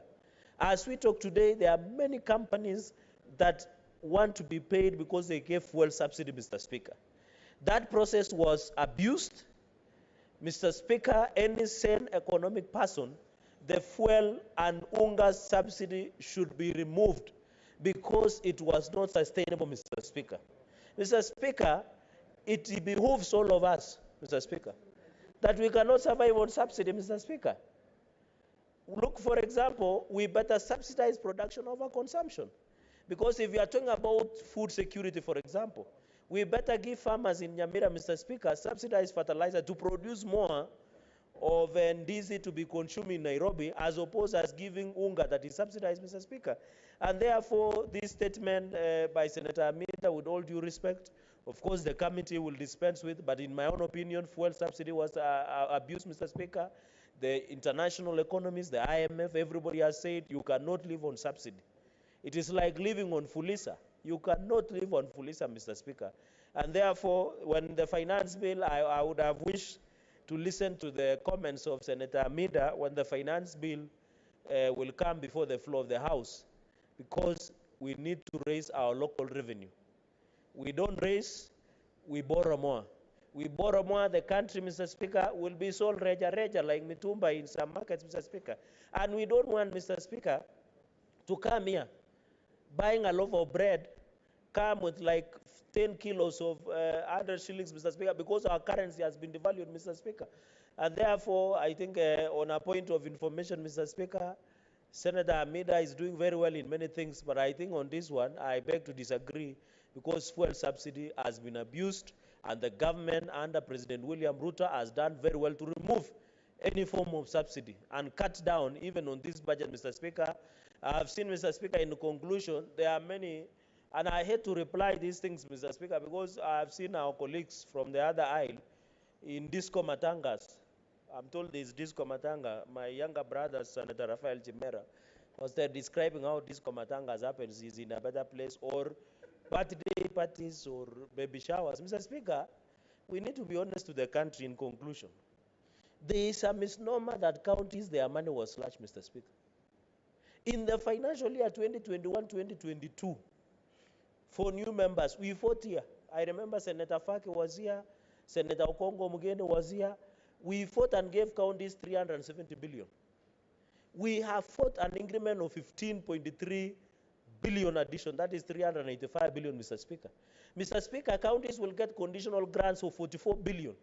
Counties will get 429 billion in both equitable shareable revenue and in conditional grants, Mr. Speaker. So I want to ask our colleagues, I know as politicians, when you see microphone and media, you decide to be excited, Mr. Speaker, simply because you want to please your crowd. But let us be honest, Mr. Speaker. What is your point of order, Senator Faki? Mr. Speaker, sir, the Honorable Senator for Nandi is misleading the House in saying that the counties are going to get 425 billion. 425 billion in conditional grants, Mr. Speaker. What the DORA said, Mr. Speaker, is that the counties are going to share 385 billion, 425 million Kenya shillings. There was nothing like 425 billion in that DORA, which was passed by this House and assented by the President, I think 3 weeks ago. Thank you, Mr. Speaker. Senator Cherangei. Mr. Speaker, are you misleading? No, I'm not misleading, Mr. Speaker. Factual? It is as factual, Mr. Speaker, it is as factual as the second coming of Jesus Christ. Mr. Speaker, it is very important. And you know, Mr. Speaker, when we are in this forum, we learn. And I request we learn. I learn from colleagues, they learn from me. I said very well that the President, we ascended 385.3 billion under equitable shareable revenue. Under conditional grants, and with the law we passed here, Mr. Speaker, we passed 44 billion. It comes to 429 billion.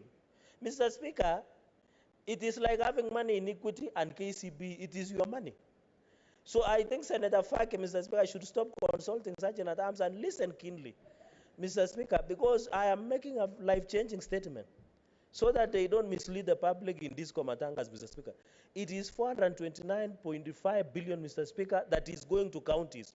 And I want to beg our colleagues, the answer will bear as witness. We can say other things for political expediency, but facts will remain as stubborn as it is, Mr. Speaker.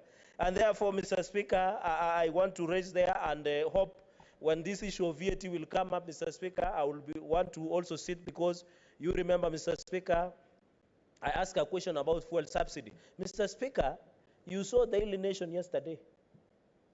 62 billion was lost. And among of it is under fuel subsidy. And the person who was making a lot of noise yesterday in Congress Coast was the person who presided the loss of 62 billion. So since some of the side that are asking about VAT, they should be asking Uhuru Kenyatta and Raila Odinga where 62 billion that was meant of fuel subsidies, Mr. Speaker.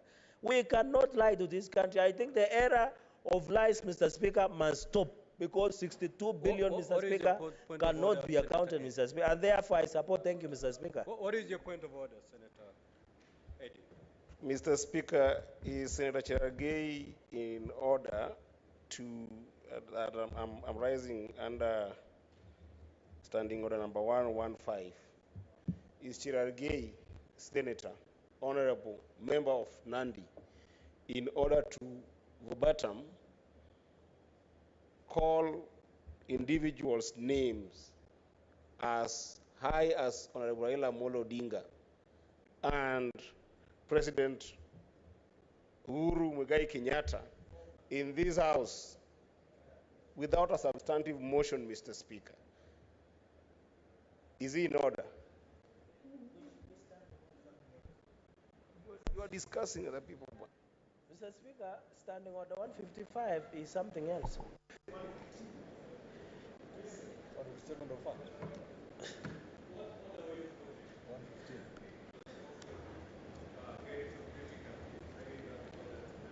Mr. Speaker, when you see Standing Order 115, it talks about senators' bags. So I don't know whether he has seen Senator Amida's bag anywhere, or my sister Senator Cherargei, just have your seat. Have your seat. Senator Eddie, have Chair. your seat. Have your seat, please. Just take your seat. You have made your point. You've made your point under Standing Order 115, which is not applicable under this instance, and therefore I proceed to overrule. Senator Omogeni, proceed.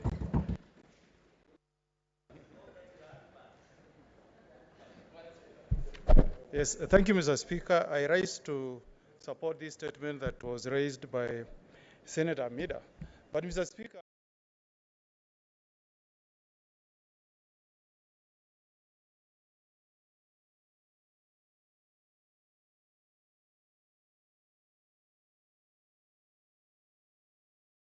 $385 billion as a shareable revenue, Mr. Speaker.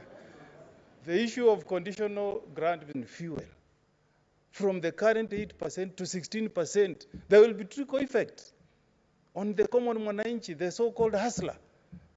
It is sad, Mr. Speaker, that we are abandoning hustlers hardly before our first anniversary in office as UDA administration. And, Mr. Speaker, issues of taxation is not something to joke with. Poor taxation measures has brought down governments. Poor taxation measures has brought down governments. Mr. Speaker, we must be conscious about the poor, the people who vote for us. I don't mind, Mr. Speaker, increase of taxation to 35%.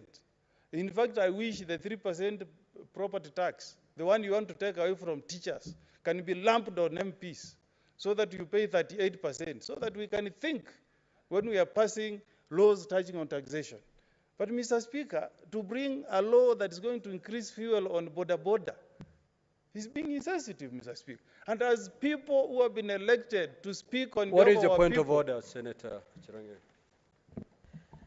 Mr. Speaker, is it in order for Commissioner, my criminal lawyer defender, during my heydays in trenches fighting for democracy, is it in order, Mr. Speaker, to mislead the House on the House levy fund? Yet the Housing Act was passed, Mr. Speaker. And on only 3%, it will be 2,500 matched by the employer, Mr. Speaker, and it is kept. Is it in order to listen more, Mr. Speaker, to WhatsApp gossip as opposed getting, Mr. Speaker, a substantive issue as the learned senior counsel, Mr. Speaker, and he's the only one in this session, Mr. Speaker? Is it in order to mislead, Mr. Speaker?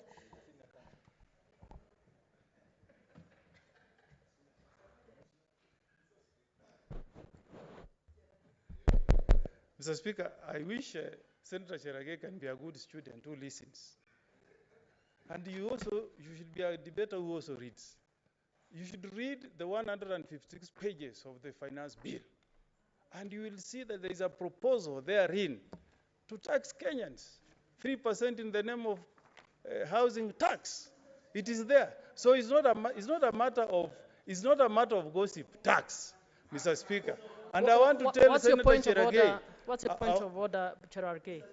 You know, you can't raise a Understanding order number 105, Mr. Speaker, on the statement of fact. Is it in order for the only learned senior counsel on the House, which will depend on this, to mislead all of us by saying 3% housing levy fund is a tax? Yet it is not, it is a saving, Mr. Speaker, that is paid, Madam Speaker, sorry, that is paid after 7 years, and he should be able, he has advised me to read finance bill, Mr. Speaker. I have read finance bill. In fact, I should be the one teaching him because, Madam Speaker, sorry, because the 3% we are talking about housing levy fund, Madam Speaker, is a saving. It is not a tax. Is it in order to mislead the House as per standing order number 105? Senior counsel, do you want to respond? Yes, you know, Madam Speaker, lawyers are normally very poor with the figures. Whether you call it a levy, whether you call it a taxation, the thing is that you are raiding Kenyans' income and taking away 3%. Whether you call it housing levy, whatever you call it, it is still a taxation measure, Mr. Speaker. And I was in Nandi, Mr. Speaker. I want to tell Senator Cherage to put his ear on the ground. Madam Listen Speaker, to the Madam teachers Speaker, in Nandi. Madam Speaker, I want Senator Cherage to put his ear on the ground and listen to the people of Nandi. Listen to the teachers of Nandi. Listen to the boda in Nandi. Listen to the Asla in Nandi. They will tell you they don't support these taxation measures, Mr. Speaker. Madam Speaker. Order, Senator Cherage. He shall be heard in silence. Madam Speaker, these taxation proposals are very unpopular with the Mwananchi. Madam Speaker, in 2009, the Labour government in Australia came up with such very poor taxation measures, and it cost them. And I want to caution the Wood administration. You're going to be very sensitive with the way you deal with the Kenyans, especially, Madam Speaker, Mr. Speaker, sir, the people are in the low card of income, Mr. Speaker. When we pass any taxation, Mr. Speaker, sir, we must be conscious on how this is going to affect the common Mwananchi, Mr. Speaker. So I want to urge the committee to look at this matter keenly, Mr. Speaker. And if this is a matter that affects counties, I don't belong to the school of thought that says that Senate should never look on a finance bill, even when it has laws that concern counties. And in this particular finance bill, Mr. Speaker, there are so many laws that are hidden in there.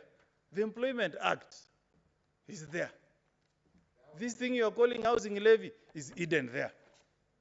All those are the things that concern counties, Mr. Speaker. And the only way we can reclaim the glory of this House, Mr. Speaker, is to demand, Mr. Speaker, that when we have laws... Senator Mugen, would you wish to be informed? Mr. Speaker, you know, Senator Cherage has been on his feet twice. So on this particular occasion, I wish to disappoint him. I am not willing to be informed by Senator Cherage. So, Mr. Speaker, let us as a House reflect on our mandate. And let us also, Mr. Speaker, look at the history of other Senate houses all over the world. You're going to fight for your space, Mr. Speaker. When the Senate of the U.S. was put in place, they never used to consider taxation laws, but they fought and got that space with time. The same with the Senate in Australia. And Mr. Speaker, we are a unique house because we enjoy direct mandate from the people. Senator Cherage was elected by the people of Nandi, direct, Mr. Speaker.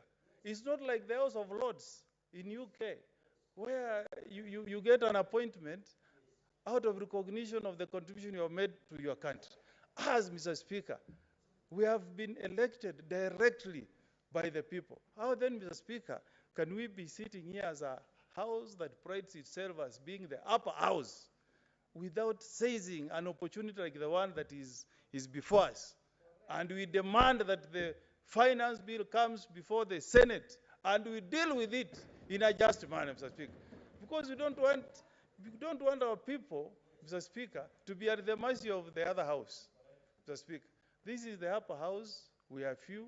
We can debate on issues in a bipartisan manner and make a vote in a manner that does not subject our people to untold suffering. So, Mr. Speaker, I support this statement, and I hope the committee that will be tasked with this work will do justice to it, and we should get this report before the finance bill is debated by the other house. I support, Mr. Speaker.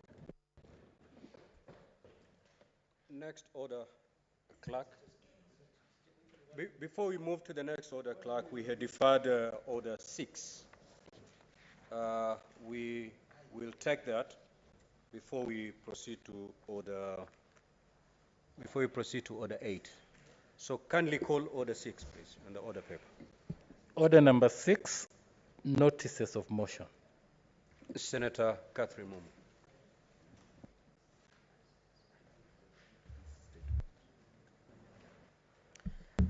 Thank you, Mr. Speaker, for granting me this opportunity to table this notice of motion on the regulation of electronic cigarettes in Kenya. The motion is that aware that Section 68(1)(b) of the Health Act 2017 provides for interventions by the national government to reduce the use of tobacco and other addictive substances and to counter exposure of children and others to tobacco smoke, and Section 32 of the Tobacco Control Act 2007 provides for the right of every person to a smoke-free environment, including the protection from exposure to secondhand smoke, concerned that while the Tobacco Control Act defines key terms and covers topics including but not limited to restrictions on public smoking, tobacco advertising, promotion and sponsorship, and packaging and labeling of tobacco products, Section 2 of this Act does not contemplate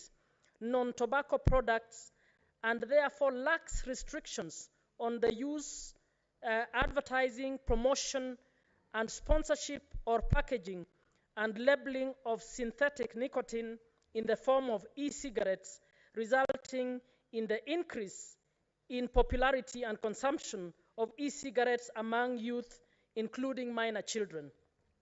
Now, therefore, the Senate resolves that the Ministry of Health should urgently convene an all-inclusive stakeholder forum to 1, develop a national policy regulating e-cigarettes and all related elements, including vape pens, e-liquids, flavors, and their marketing and advertising in mainstream media as well as social media, and 2, to establish rules to govern the products, sale, advertising, and consumption of synthetic nicotine and control the illicit trade of counterfeit products relating to this trade. Thank you, Mr. Speaker. Next order. Order number 10, the prompt payment bill, Senate Bills number 8 of 2022, second reading, resumption of debate interrupted on Wednesday, 12th April, 2023. I thought you to call order 8, clerk.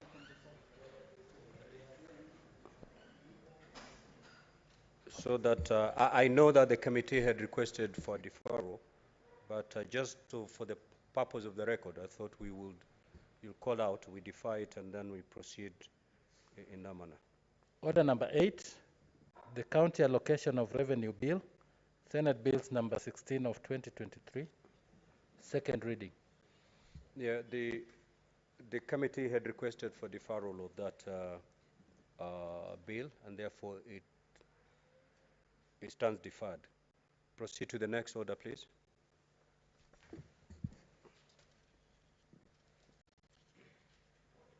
Order number 9, Committee of the Whole on the Equalization Fund Appropriation Bill, Senate Bills number 3 of 2023.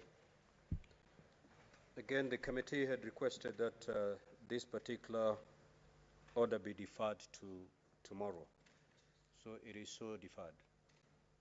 Next order. Order number 10, the Prompt Payment Bill, Senate Bills number 8 of 2022, second reading. Resumption of debate interrupted on Wednesday, 12th April, 2023. The Honorable Chirange.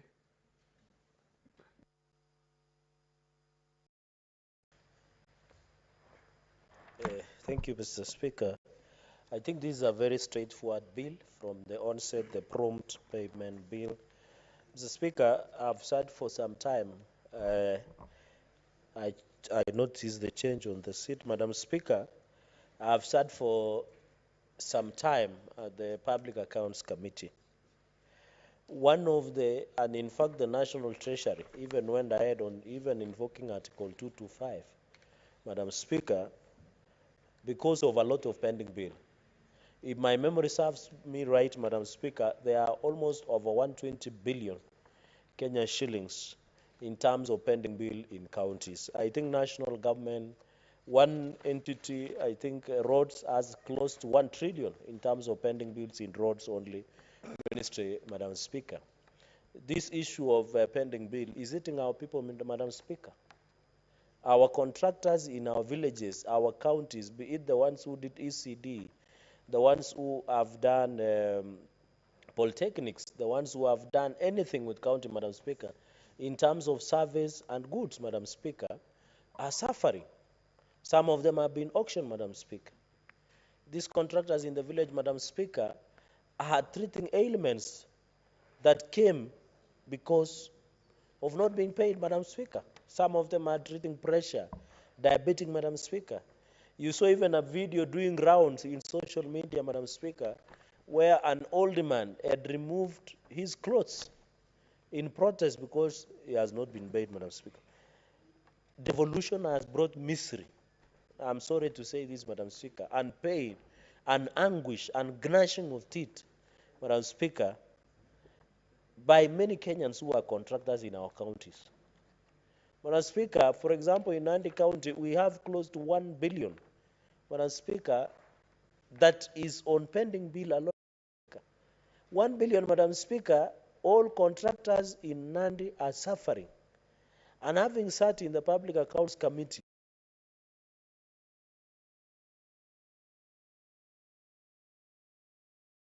discuss, Madam Speaker. And most of, Madam Speaker, the sad reality is these are young people, Madam Speaker.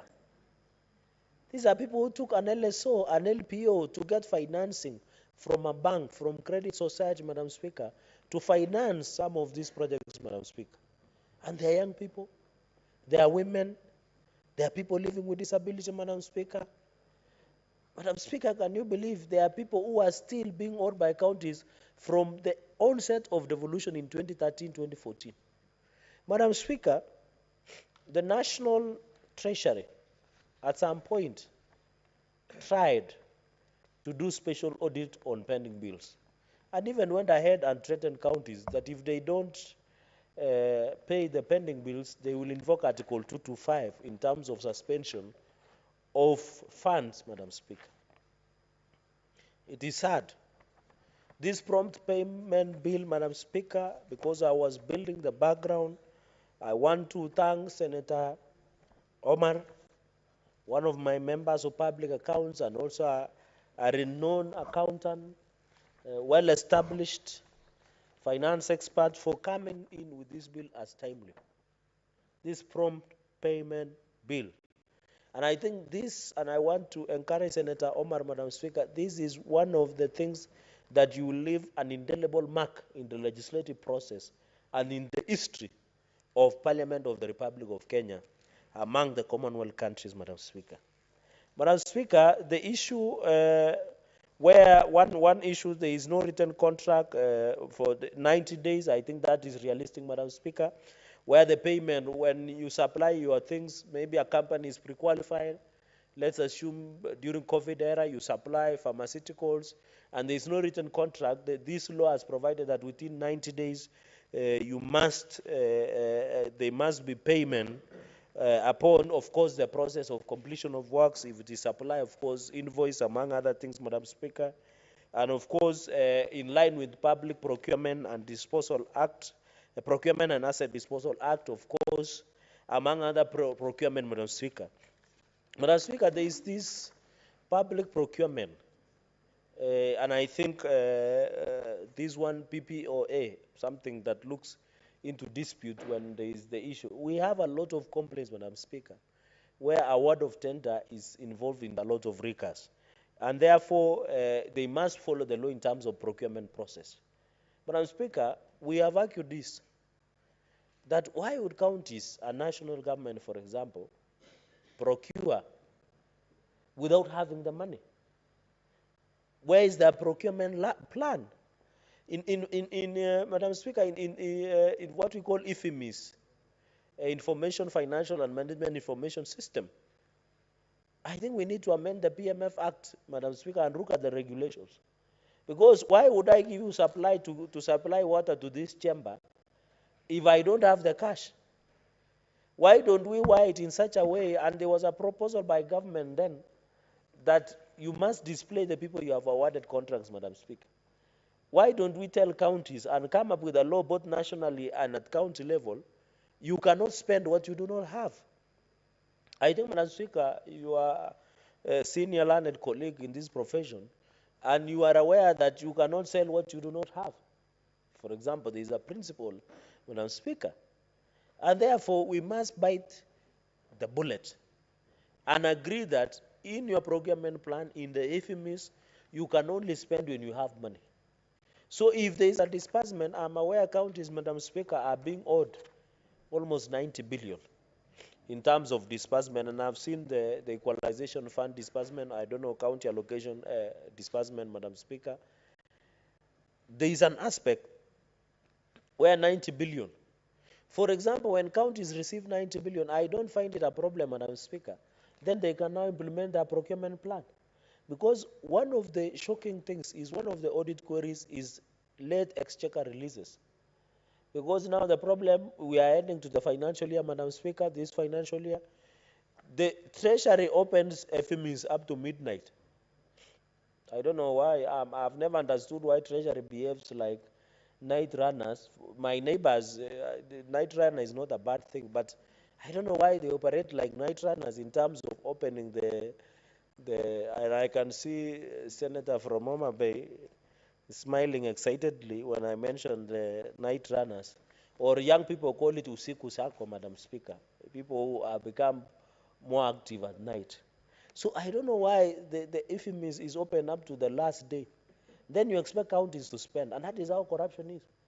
Madam Speaker, you remember the former ambassador said that corruption is budgeted in Kenya. And at that time, he put a figure of 700 billion, Madam Speaker. So we must look. Madam Speaker, when you come to Treasury, there is no money. There is service. There is a pending bill. Where is this money? You go to a county, you get statutory deduction, but no remission. Where is the money? It is corruption, Madam Speaker. And I want at this point to thank our leader, the national leader, His Excellency Dr. William Ruto, Madam Speaker, because he has decided to fight corruption heads on. For example, the cleanup that happened in Kemsa, and I know when cleanup is happening in Kemsa, Madam Speaker, it will assist in ensuring that we get timely disbursement of drugs to our, Madam Speaker. We need cleanup. And therefore, I want to commend the President and ask governors, Madam Speaker, and I would have expected also Senator Ochieng, Senator Eddie Kisheru, to have commended and lauded the President for the efforts of fighting corruption. Because at the end of the day, Madam Speaker, we need to be honest and truthful men. When something good is done, you say it. When something not properly is done, you do oversight and you question, Madam Speaker. So these, of course, the goods, private entities, and I think it cuts across both counties and what have you. And then Madam Speaker, procurator shall pay to supply for delivery of goods works on the due date. And I think, Madam Speaker, that will assist because we are looking about 120 billion. Of course, the supplier is put in position to be able, by the supplier, Madam Speaker, because I'm running through to allow colleagues also, Madam Speaker. I think on the issue of interest, I don't know, Madam Speaker, in 2013, 2014, somebody who constructed a cattle dip in Nandi at BQ was 500,000. I don't know whether it makes economic sense to pay that person in 2023 500,000 shillings only. We must make it painful so that people who make decision of procuring don't do it haphazardly for convenience or getting kickbacks. We must put interest rate. Madam Speaker, and the Chair of Education, when you just walked in, Madam Speaker, and then we were having about the petition of teachers. I want to inform the House that those teachers have been paid. I think the process of paying them around, I think 16 billion. I think around 2,500 teachers that had moved to Nakuru High Court in 2008, they have been paid. But does it make sense to pay that teacher of 27,000 shillings now? So the issue of interest and fairness in terms, Madam Speaker, of ensuring that we lamp on the interest. And therefore, I want to laud Senator Omar. He has talked about the interest, all contractual and legal obligations. So if, Madam Speaker, I am supposed to be paid in Siaya County, I'm not saying I should be paid for any service in Siaya County where my brother, the youthful Senator Oburu Odinga, for example, I'm being owed by my former colleague and my good friend, Senator Orengo. And the law says so long as legal contractual obligations have been made. So if, Madam Speaker, I was to be paid by first and you end up paying me at 50, we should charge an interest so that governors take these things seriously, Madam Speaker. Finally, Madam Speaker, in conclusion, look at the, of course, which is a clause 9, a person wishes to enter into a contract for supply of goods or with national account shall make to the accounting on pending or to them to a small or micro enterprise. And this is where bottom up. You know, we say during campaign, Madam Speaker, we start down, going up. And that is the intention. And that is why when you see Asla Fund, Madam Speaker, we are trying to tailor-make. Madam Speaker, I heard my colleague saying this. In conclusion, because I just wanted to give a snap, these are straightforward. People are saying we are introducing new taxes in the finance bill. We want to Asla's. Madam Speaker, we must get those taxes. To get those taxes, because I highly doubt if there is somebody who wants 500,000 who is a hustler. If we are requesting only 3%, or even a turnover, we have introduced to improve the capital base, Madam Speaker, of 3%, that's 15,000 Kenya shillings. Madam Speaker, what I'm saying, we need money to go and give service to that person in the village, Mamamboga and Boda. I've heard people saying here, with all due respect to my senior counsel, saying the people in Nandi, I can confirm to this House, the people in Nandi are supporting the finance bill as is. Because what? We want resources, the taxes.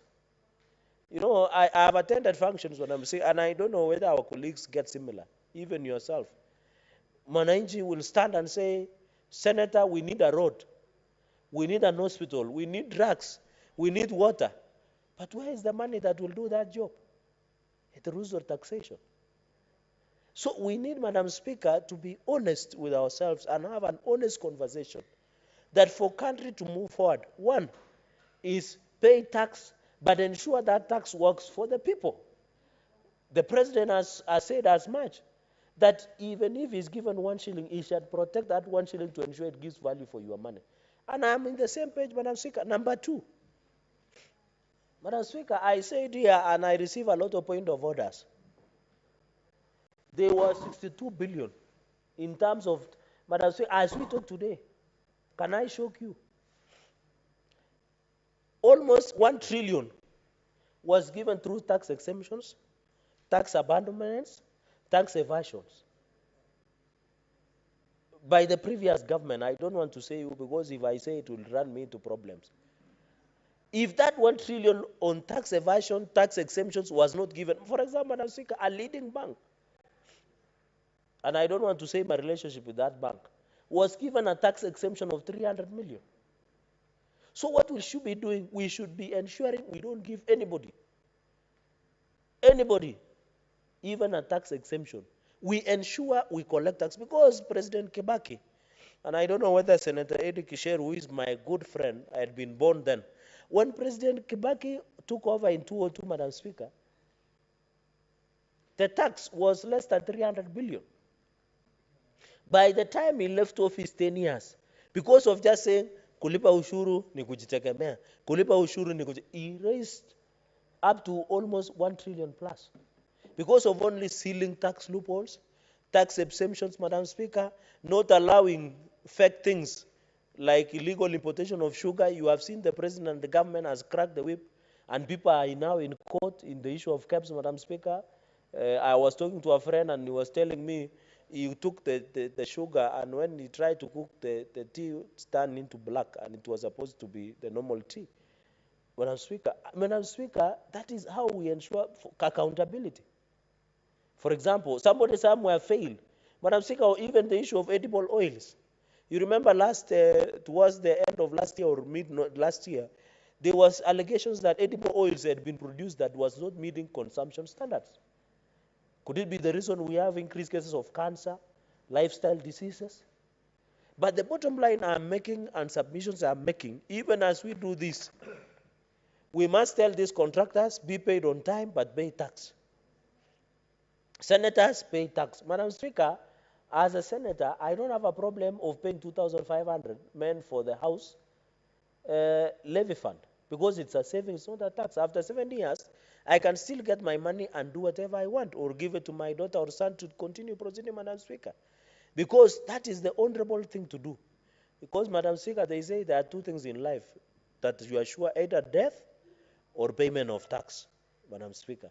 And therefore, I want to appeal that when this is paid, in terms of taxation, we are pushing for this bill to be passed, Madam Speaker, as is. Let these people who are going to be beneficiaries to pay the tax, Madam Speaker, and ensure we keep our economy running. Madam Speaker, with those very, very remarks, allow me to still continue. Madam Speaker, and I heard today women being lauded, and I watched from my bedroom when you were donating under Kewapa, you went to Langata prisons. This one has shown the women senators not only deal with humanitarian issues, they deal with serious legislative matters only also. So that should be put on record, Madam Speaker, so that somebody who was listening to Senate thought women in these women senators are only dealing with only giving things to Langata and what have you, Madam Speaker, and paying fines. This one has proven that women can be the trailblazers, and I continue to be the biggest gender to ensure even gender parity, Madam Speaker. I'm looking forward where we'll have Senate is 50-50% representation in the House, both in the National Assembly and the Senate. And I want to ask women senators, I don't have a problem if you tag along me next time and make sure I stand in between all of you so that I feel the warmth and also the comfort and be part of the process of doing good for this community. Thank you, Senator Omar. We wish you well, and I hope this bill comes to fruition. Thank you so much. Thank you, Senator Cherarke. We can promise you to join us. I don't know about the warmth. Senator Chimero.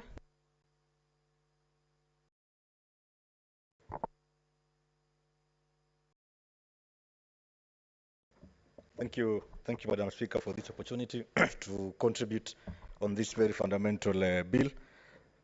From the onset, allow me to first of all congratulate and commend Senator Mariam Sheikh Omar for such a wonderful piece of legislation. Also, allow me to pass my sincere apologies for missing out on your visit to Langata Women's Prison. But I'm sure, as my colleague Senator Cherarke has put forth, that was a very fantastic and amazing job. Keep it up to the women colleagues in this house. Madam Speaker, from the onset, before devolution came into place, it was difficult for any ordinary Kenyan to actually get a national government tender.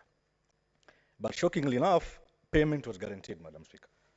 Madam Speaker, when we got the new constitution, 2010, and we started rolling out devolution, Madam Speaker, it became very easy for a young man and woman from Kenya to get a tender and actually do that particular tender.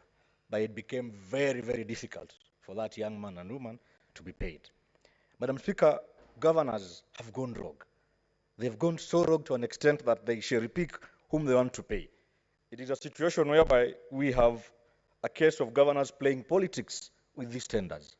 A young man gets a tender, he approaches a lending institution, a microfinance, be it an individual in the name of Senator Eddy perhaps, since he has money from the server story, and he's unable to get payment in good time. He has loans to service. Fortunately or unfortunately, this young man gets auctioned. We have lost people. People have lost their lives because of going through depression and stress out of chasing for payments. Madam Speaker, the same issue of a delay in payments has been promoting corruption in county governments, Madam Speaker. Madam Speaker, you cannot be paid without having to part with some small money so that your payment is guaranteed. I want to really thank Senator Mariam for this particular bill, because now we have been able to cure that mischief. For the first time, I want to really appeal to our governors and all those counties and COG that now you have no reason to delay payment for our entrepreneurs, Madam Speaker. Madam Speaker, devolution came to spur development. Devolution came to create millionaires out of very many hustlers out there. And these hustlers depend on county government work. It was very difficult back in the day to get government contracts, to get a government service, because you had to know someone. All the money was centralized in Nairobi. But now it's a very sad situation where you have all the money in Migori, Kwale County, Omabay County, and yet you can't secure payment unless you know someone. I also want to really thank my colleague, Senator Mariam, for introducing very punitive measures.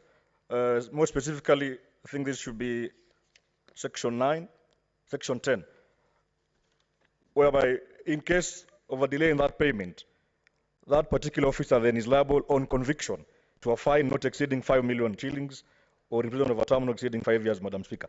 Madam Speaker, this is a very, very good starting point. For the first time, we'll have our procuring officers in county governments being told to stick to the law. They must ensure that our people who have been validly been contracted, who have offered services, get value for their money, Madam Speaker. I don't want to say much. Much has been said by my colleague, Senator Cheragei, but I just want to underscore the importance of this bill, Madam Speaker, that for the first time, we are cushioning Kenyans from unnecessary delays, from unnecessary political gimmicks, such that when you didn't support this particular governor in office, you can't get your payments until you play and dance to their political rhythm, Madam Speaker. Madam Speaker, allow me in a very special way to recognize a few counties that have been very outstanding in processing their payments, Madam Speaker. Madam Speaker, the county government of Kwale, it is a public knowledge. It's in the public domain that contractors in Kwale are paid in very good time. There are no issues with payments. And I want to believe those guys in Kwale County, led by our able Governor Fatuma Achani, perhaps saw beyond, or rather saw ahead of this bill. Now they have a legal framework to even do better. Because now if we were paying our suppliers on time and there was no legal framework around it, and now the bill has come before this house, then I can imagine what more can we do as a county government in Kwale. With those many remarks, Madam Speaker, I really commend Senator Mariam, and I wish to support this particular bill, and I hope and pray that it comes to fruition. Thank you, Madam Speaker. Senator Ogola.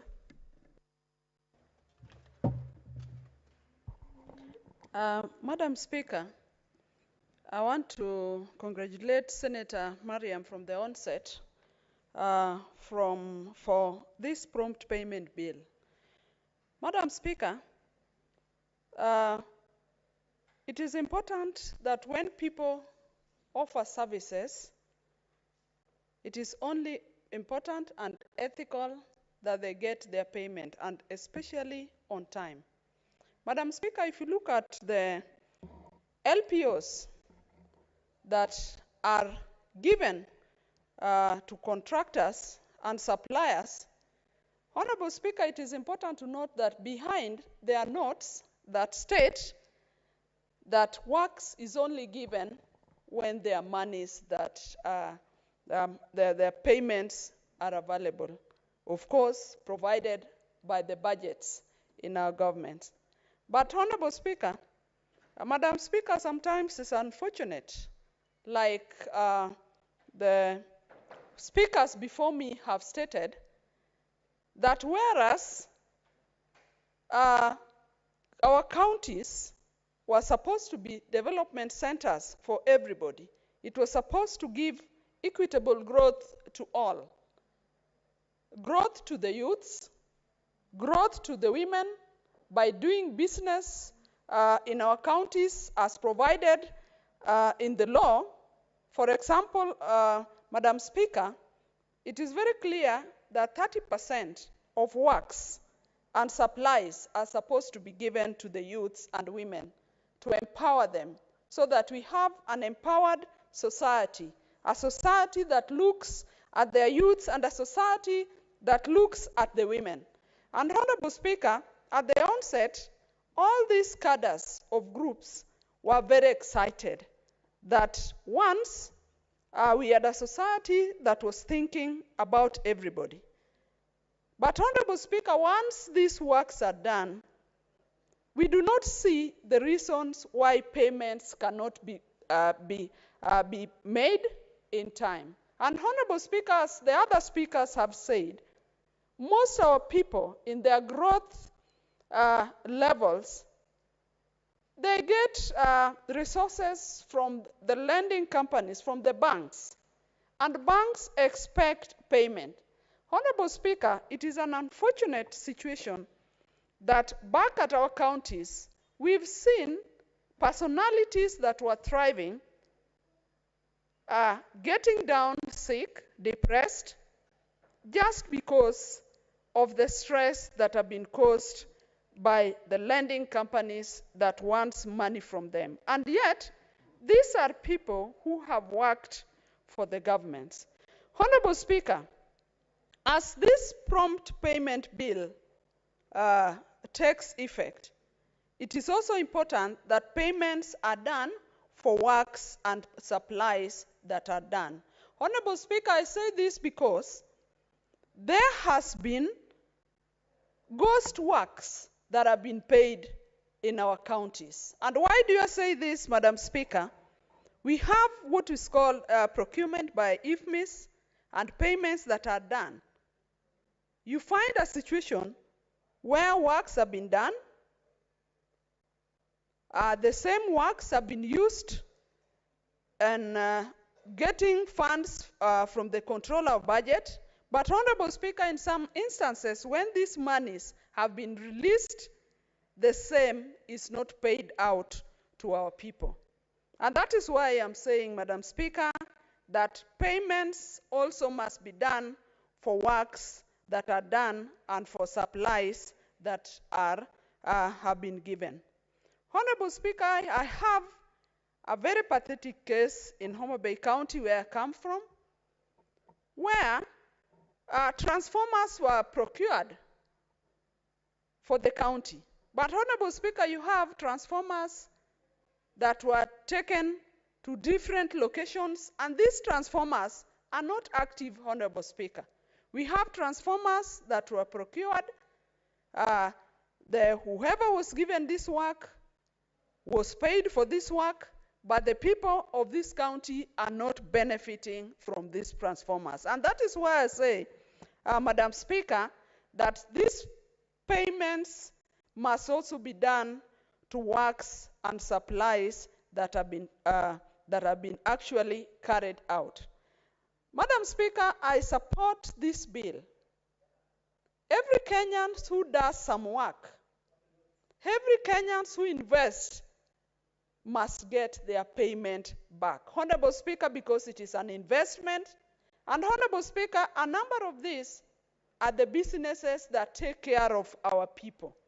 They make supplies, they do these works because it is a business and because they use the proceeds also to take care of their families. And that is why we say it is unfair that our people would give services to governments, would do works to government, and then soon after, when they have done this work, payments are not done. And Honorable Speaker, we take note of the fact that these payments are done in a way that there is certificates that are raised. And once those certificates are raised, it is important that those certificates are honored according to the agreements that are made. So, Honorable Speaker, I support the prompt payment bill, and I hope once it is enacted, it will improve the lives of our people, it will improve the lives of our people in business, it will improve the lives of our people who have given services and who have done works to the government, both in the county governments and even in the national government. I support, Honorable Speaker. Senator Abbas.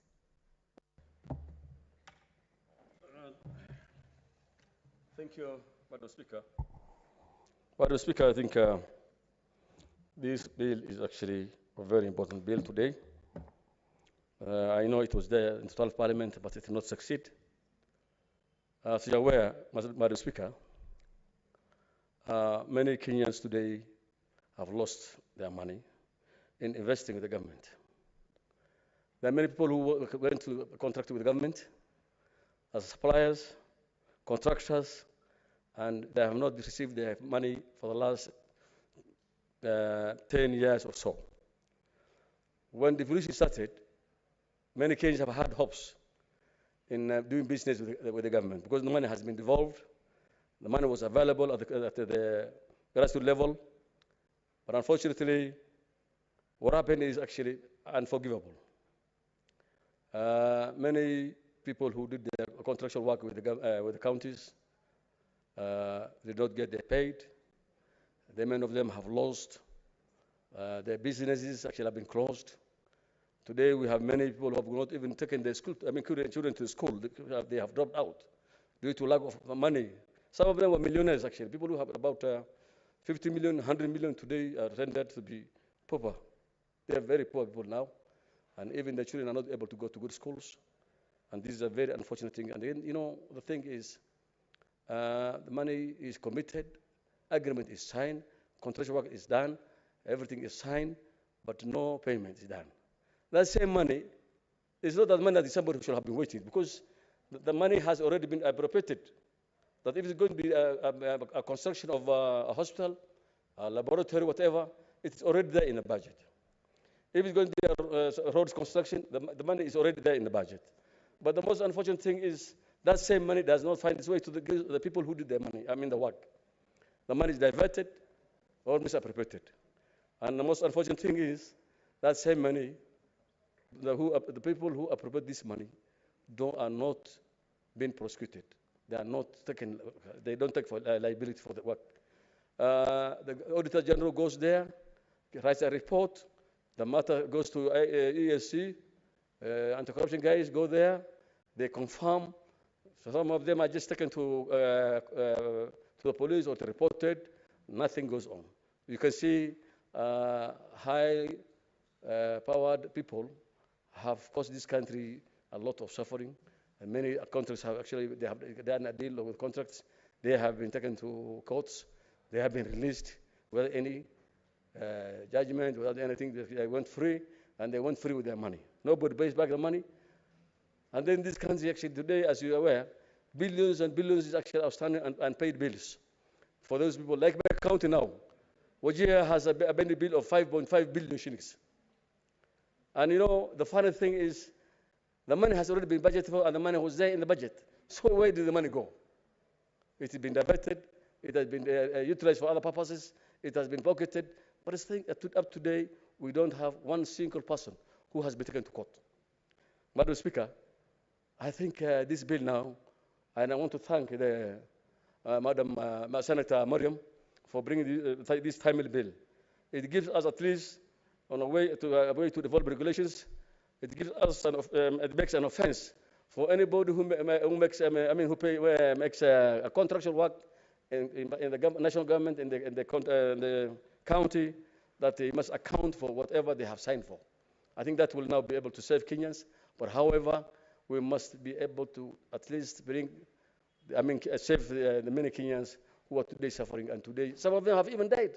Some of them have gone to depression. Others have gone crazy because of frustrations. Because somebody loses billions and millions. And they have invested with the government. The same government is not able to pay the money.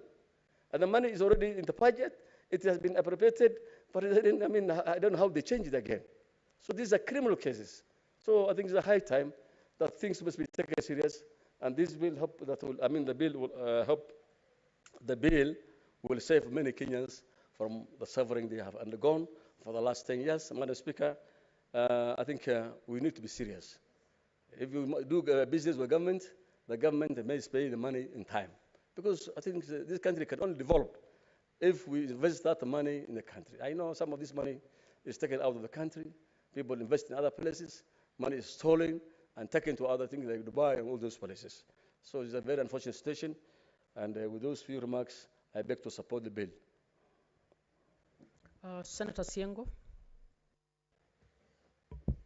Asante sana, Bi Speaker, kwa kunipa fursa hii ya kuchangia mswada ambao umeletwa na Senator Mariam, ambaye namshukuru sana kwa kuona mbali na hakika kushughulikia swala ambalo linajenga serikali za ugatuzi hata na serikali kuu. Maana, Bi Speaker, hakika tukiangalia madhara ambayo inatokana na kucheleweshwa kwa malipo kwa wale wanaofanya kazi, wafanyabiashara wadogo wadogo, wale wamekomaa, hakika kuna shida kubwa sana. Ningeomba kama hii mswada itakuwa sheria, itakuwa muhimu sana kuhakikisha kwamba watu wanaofanya kazi wanalipwa kwa wakati unaofaa na wakati unaostahili. Wengi kama vile wenzangu wamesema, ni kweli kwamba wanaomba fedha kutokana kwa mabenki, wengine kwa mashirika tofauti tofauti, na wanaposhelewesha malipo, hao wafanyabiashara huhangaika. Tunajua kwamba kama ni malipo ifanyike kwa kila mfanyabiashara ama mfanyikazi ambao ametoa huduma kwa serikali kuu ama kwa serikali ungatuzi. Hakika kama ni malipo, basi isikuwe kile tunasema kama kile kitabu kinaitwa shamba la wanyama, ambao kuna wale wanalipwa na kuna wale wanawekwa wakae wangojee miaka nenda miaka rudi, mpaka wengine wanahangaika na kufa kwa ajili ya shida zinazotokana na kukosa fedha.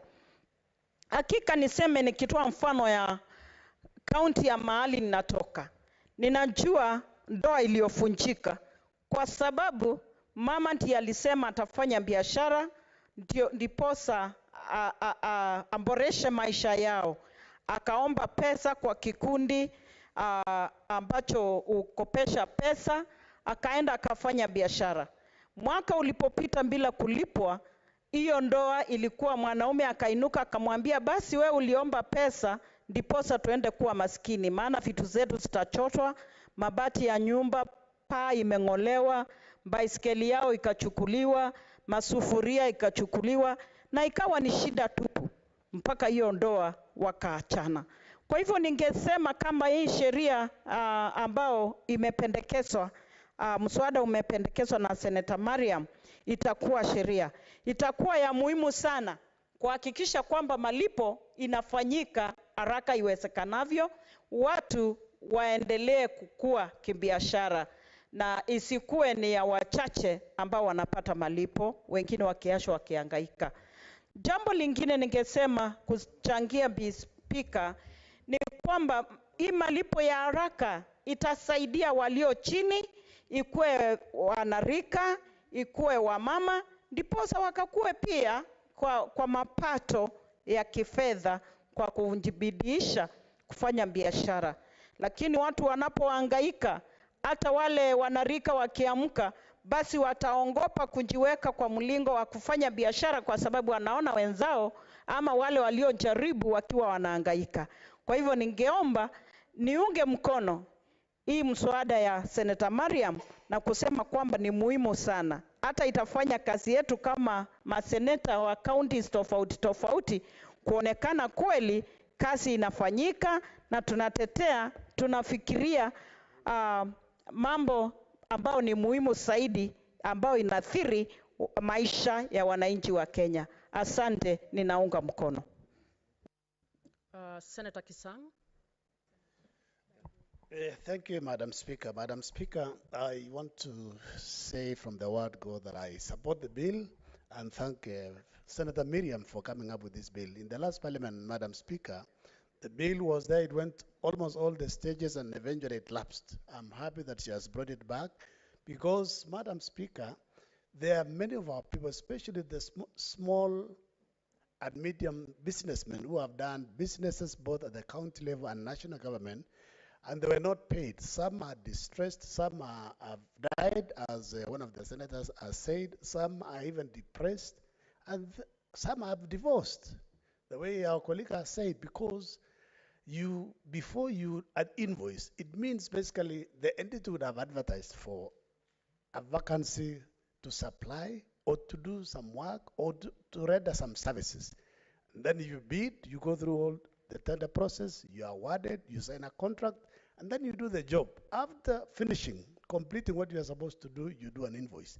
Then that is the time now issues arise, especially when there is a transition at the county government. The incoming governors, the new governors, most of them don't honor what the previous governors would have done. So, Madam Speaker, this bill is going to help our people. It will liberate our people to do business. Otherwise, most of the people have even given up doing business. I know of several people, especially in my county, who there's an old man who was selling petroleum products. He went into depression. And this is just one case. There are many cases. People have been sold. Banks have auctioned properties because you go to a bank because we don't have money. People don't have money. Business community don't have money to do business. You go to the bank and ask for a facility. And then shortly, the property that you put under charge is sold because the entity, the county government or the corporation or the national government department that gave you work have not honored the part of the bargain to pay. It's unfortunate, Madam Speaker. That is why this bill is timely. I'm happy especially what has been put as a fine of 1 million for the person responsible. There are those who sit on the invoices. And if they don't pay as that particular person, you can be imprisoned up to 5 years or both. Madam Speaker, this is very serious because we cannot continue exposing our people because these are people who are hardworking. They want to earn. They want to take their children to school. They want to put food on the table. But as soon as you complete what you are doing and then you are taken around in cycles, maybe some want something to be facilitated before they pay, not knowing that people have taken loans in the bank or the margins that you get is way below what you can even give out. So, Madam Speaker, I think this is something that we need to ask our colleagues. Let us support this bill. And we'll also ask our colleagues in the other house, Madam Speaker, that they also speed up to pass the bill so that this law can be signed into law, this bill can be signed into law, so that our people can at least live decently.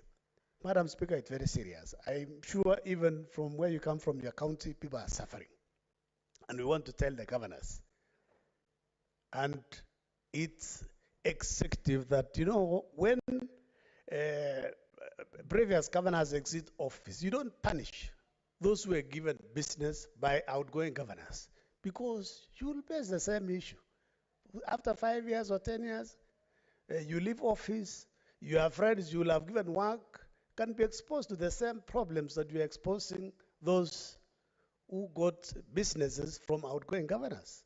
It's not a crime to do work, to be given work, and by What is it? Senator Kisang, do you wish to be informed? I don't have a problem. This is a governor also who has exited. I don't know if these people also have issues. Proceed, Governor No, Mandela. Mr. Speaker, I just wanted to inform the Senator for Elgeyo Marakwet County that governors don't give business to anybody. It is a procurement process that awards to the lowest responsive bidder. So the assumption that governors give business, Madam Speaker, is not correct. I hope Senator for Elgeyo Marakwet is informed. Thank you, Madam Speaker. I'm informed, but you know very well, Madam Speaker, the process, the procurement, the user will create a need. If there is a need maybe to do a particular road or to do maybe an hospital or supply medicine, and then the procurement department advertises, and then now the bidders or suppliers will bid. But you see, we cannot cheat ourselves, Honorable Speaker, a former retired governor of Washingishu. You will find that most of the people who will have gotten business during your time could be very closely associated with you. I mean, even in the executive, even in the national government. So basically, we cannot run away from it. That is why your predecessors have issues in paying. What's your point of order, Senator Mandago? 5, Madam Speaker. I don't know whether the Senator for Elgeyo Marakwet can prove that those who got business in Wasingishu County are close to me, Madam Speaker. Madam Speaker, business is go through a proper procurement process. Mr. Speaker, is casting aspersions on having influence tenders, which I didn't do, Madam Speaker. Senator Kisang, Madam, unless you are able to substantiate which governors gave which tenders, please withdraw. Madam Speaker, I withdraw for the sake of my good friend. I know he was very open. I was just saying some counties maybe not his. He was an open governor. That's why he was able to get second term and also be elected as a senator. So, Madam Speaker, I just want to finalize by saying that this bill is timely. It's actually overdue because there are those who have already died, there are those who are already depressed, there are those who have been divorced because of these same issues for not being paid. So, Madam Speaker, I support and I ask my colleagues, please let's support it and we speed it up so that it goes to the next house and it is signed into law as soon as before this session ends, Madam Speaker. Madam Speaker, I submit and support. Senator Mogeni.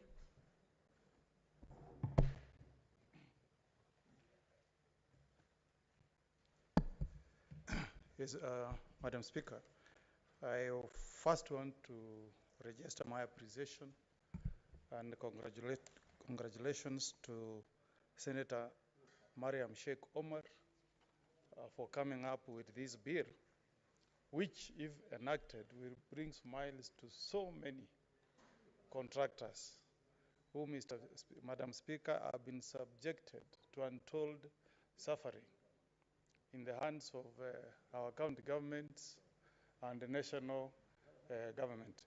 Mr. Speaker, listening to the figures that we owe suppliers, we wonder whether our country can be attractive to any serious business person, Mr. Speaker.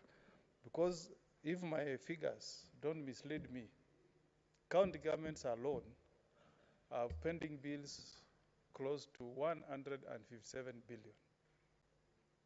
Madam Speaker, who can be attracted to do business with such an entity, owing 157 billion, Madam Speaker, to people who have either supplied items to you, or they have supplied services through professionals, or they have participated in developing account by engaging in a project, either building of an ECD classroom or making up a road, and you don't pay them.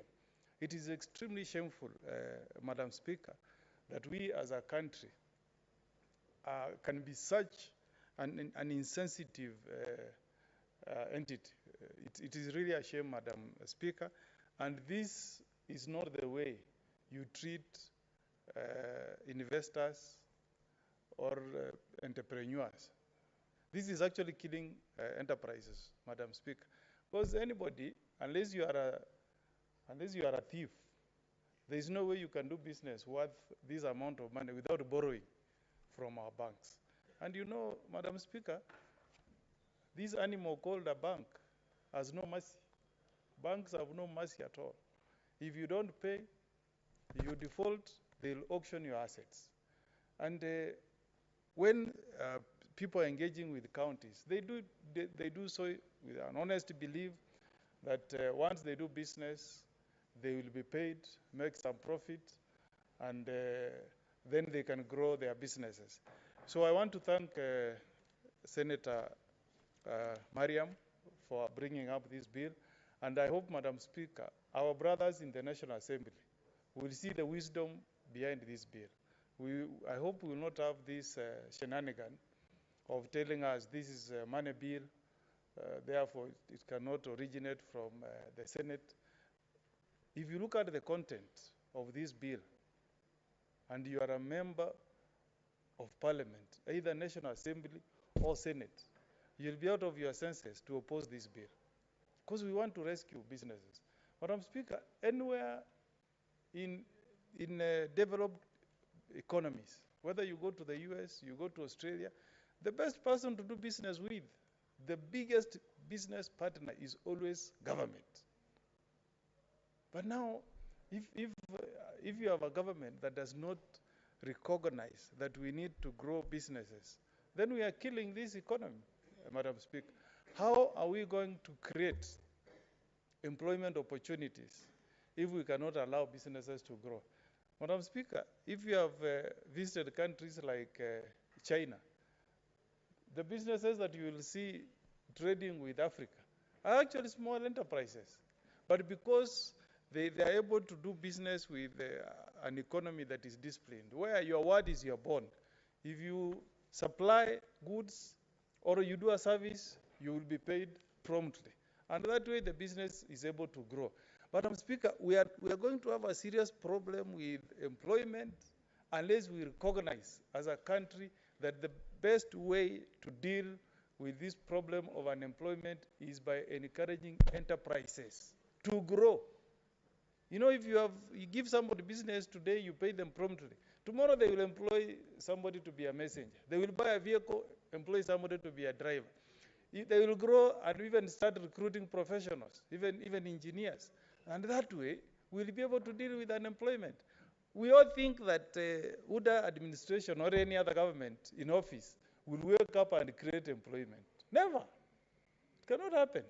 It is us to create in place policies that will make it attractive to do business with government and other entities. That way you grow businesses. So I plead with members of National Assembly, once we deal with this bill and it crosses over to the other house, please let them look at the good content that is in the bill and fast track this bill so that we can save businesses. I have so many people. In Nyamira, we owe more than 1.7 billion. We owe contractors, suppliers, 1.7 billion. And Madam Speaker, these people come to our offices thinking that we will perform any magic. Yet, it's a problem that is beyond most of us. So once we enact this bill and there's a timeline within which to pay contractors, and if you don't pay, you are penalized through interest, we'll address this issue. And Senator Mandago, I'm sure Senator Chesang is not saying that governors directly award contract. You know the sweet language that is there in procurement laws.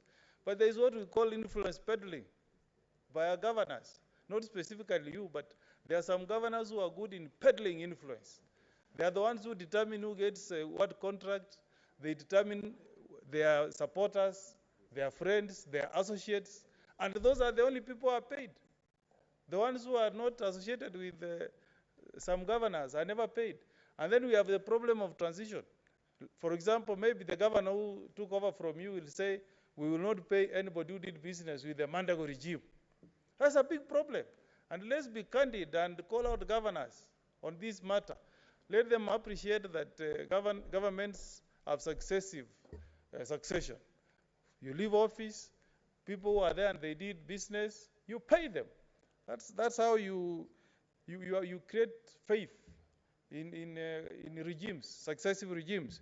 So also, let's have transparency, let us have accountability, let us have fairness on the way we award contracts and how we pay people who have done business for us. Madam Speaker, you know we have built a beautiful house called Bunge Towers. I've worked so hard as your representative in the Judicial Service, in the Parliamentary Service Commission, and set aside 51 offices for senators to move to those beautiful offices. But, Madam Speaker, we are not able to move because we are also in the thick of things. We are one of those culprits, people who suppliers, contractors. Can you imagine? So we are losing money, allowing senators, members of National Assembly to rent offices simply because we are not able to pay our suppliers on time. The contractors who are supposed to supply us with furniture are yet to be paid. So we can't allow senators and members of National Assembly to move to that beautiful building because we don't have furniture, Madam Speaker. And that building has been a project that has been there since 2013. But we are not able to complete it on time because we never pay our contractors on time, Madam Speaker. So this bill will address issues like what we are seeing in Bunge Towers. Because it's a shame, Madam Speaker. We promise and say members of Parliament, both houses, will occupy their offices by March. It's now past. March comes, you go to government, you are told there is no money. Suppliers are not paid. You again leave it there, it's pending. Yeah. So I really support this bill, Madam Speaker, and hope that going forward, even before this bill is enacted, we can have discipline in our counties where we appreciate those who have done business with us. Let us have a system where first in, first payment, not the idea of the last in, first paid. That's corruption in it. And I also want to appeal to the Ethics and Anti-Corruption Commission. They are sleeping on the job. ESCC is sleeping on the job. I hope the new chair, the respected Bishop Oginde, will do things differently. Because, Madam Speaker, we need to fix the corruption cartels in our counties. There are many people, Mr. Speaker, who get contracts, Madam Speaker, who get contracts in our counties. They supply air or do nothing, but because they are connected with corruption cartels in counties, they are paid, but those who have done work, proper work, are not paid because of corruption. So I hope Bishop Oginde, fold up your sleeves, start work. We want to see, we are now into the 12th year of devolution. We have not seen even one, I'm not saying all governors are thieves, but we have not even seen even one governor who has been taken to court, tried, and convicted, so that he can send a message to others. I hope Bishop Oginde, you have a very good name, a very good CV, very good reputation. I hope you are going to deal with the corruption that is rampant in our counties. Madam Speaker, with those remarks, I support. Senator Mandago. Thank you very much, Madam Speaker. Madam Speaker, I rise to support this bill by Senator Mariam on prompt payments, Madam Speaker. Madam Speaker, as my colleagues have said, it is really unfortunate that in this nation, we strive to create enterprises, encourage innovations, encourage young people, women, PWDs, Madam Speaker, even through provisions of law to engage in business. But on the other hand, Madam Speaker, we end up killing the same enterprises by failing to pay them on time, Madam Speaker. Madam Speaker, the issue of prompt payments and making sure that services consumed by both levels of government, Madam Speaker, are timely paid is a matter that is of urgency and deserves the support of this House. Because, Madam Speaker, so many lives and livelihoods have been destroyed. Madam Speaker, there are people who have spent 10, 15 years building their enterprises. But in one business engagement with either county or national government, Madam Speaker, it has destroyed whatever they have built over time. It is therefore, Madam Speaker, appropriate that this House supports this bill by Senator Mariam to make sure that those who deliberately fail to pay suppliers of goods or services are not only reprimanded, Madam Speaker, but I think we should even recommend, Madam Speaker, that they should not even serve in public service. Because public service and public servants, Madam Speaker, have become killers of enterprises, have become reasons for diseases like blood pressure, Madam Speaker, because of failing to perform their duties while drawing salaries, Madam Speaker. Madam Speaker, I therefore support this bill by Senator Mariam that prompt payments that are due to suppliers is not a request, but is a must that counties and national government to honor their obligation. And Madam Speaker, this bill is going to cure the habit of government overspending beyond the budget, Madam Speaker. Madam Speaker, there are a number of counties that have become mischievous in expanding their budget, Madam Speaker, through supplementaries. And they therefore end up with pending bills without resources in the future to pay. Madam Speaker, some counties, if they are to settle pending bills today, Madam Speaker, probably the current governors might not have anything else to do other than to pay. Therefore, this bill is not only going to ensure that there is prompt payment, but it is also going to address the issue of pending bills in future. And this is going to reduce the number of pending bills. If once passed as law, Madam Speaker, it is effectively enforced.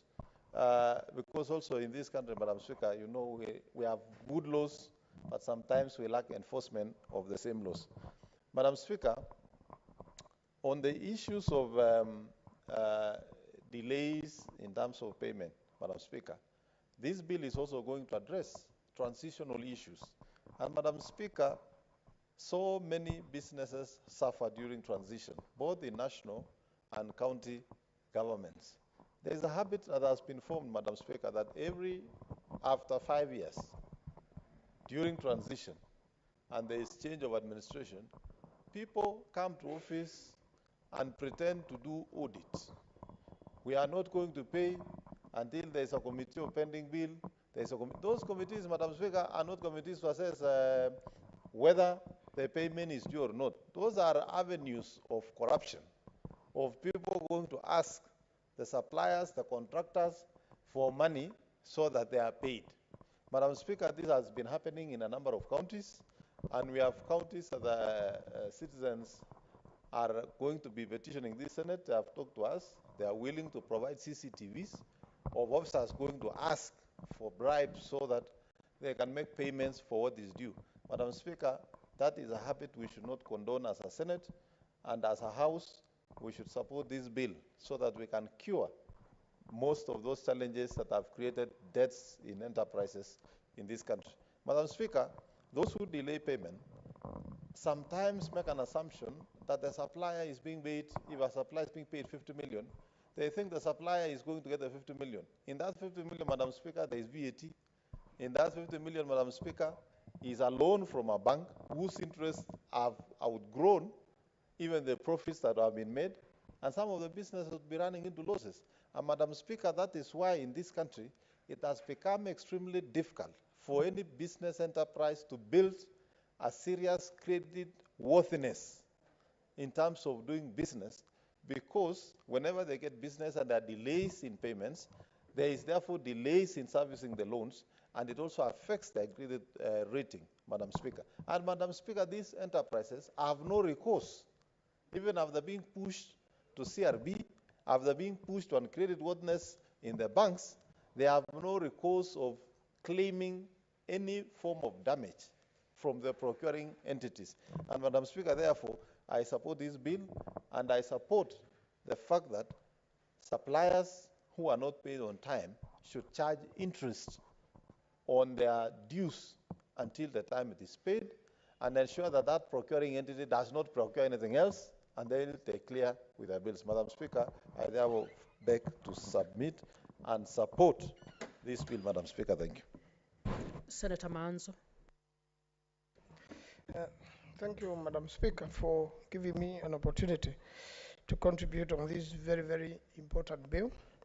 Madam Speaker, the basis has been that quite a number of Kenyans, and especially with the devolution and coming up of the new counties, really suffered when they did works for the counties, build roads, build buildings. You even heard we dealt with a matter here, you know, whereby the county quarter. A contractor had gone to start building the county quarter, some problems cropped up, and a lot of businessmen went in with a lot of hope when the new counties came. But unfortunately, there were so many complications, and a lot of people, upon finishing the works, were actually never paid, and in a lot of cases resorted into extortion by brokers and the people pretending that they will help process the payments. In fact, I'm aware of businessmen and women who had done roads for the counties and followed up the money for so long so that they eventually gave up. I'm aware of people who did works for counties. Maybe the county has a function coming up and the contractor is told, hurry up with these, we will pay you. And after the whole matter is done, the contractor will still not be paid, and there are delays, and some of them, you know, they're taken loans from banks, and then eventually loans. You know, the banks auction these contractors while they wait, and upon auctioning, some of them have gone bankrupt, and in fact, some of them developed, diseases, high blood pressure, having gone through a lot of stress, and a lot of them died, leaving their families in poverty and in debt, and even now unable to claim because of succession issues. And therefore, Madam Speaker, this is a very, very important bill. But there are a few things I want to point out as a lawyer. You know, when somebody gets a judgment in court, and it's very different from what this bill is trying to address. You know, there's something called Government Proceedings Act, which makes it very difficult for anybody who has a claim against the government to sue the government. And even if you sue and you get judgment, you have to go through a very long process through the Attorney General's office to be compensated. And you are totally unable to auction the government.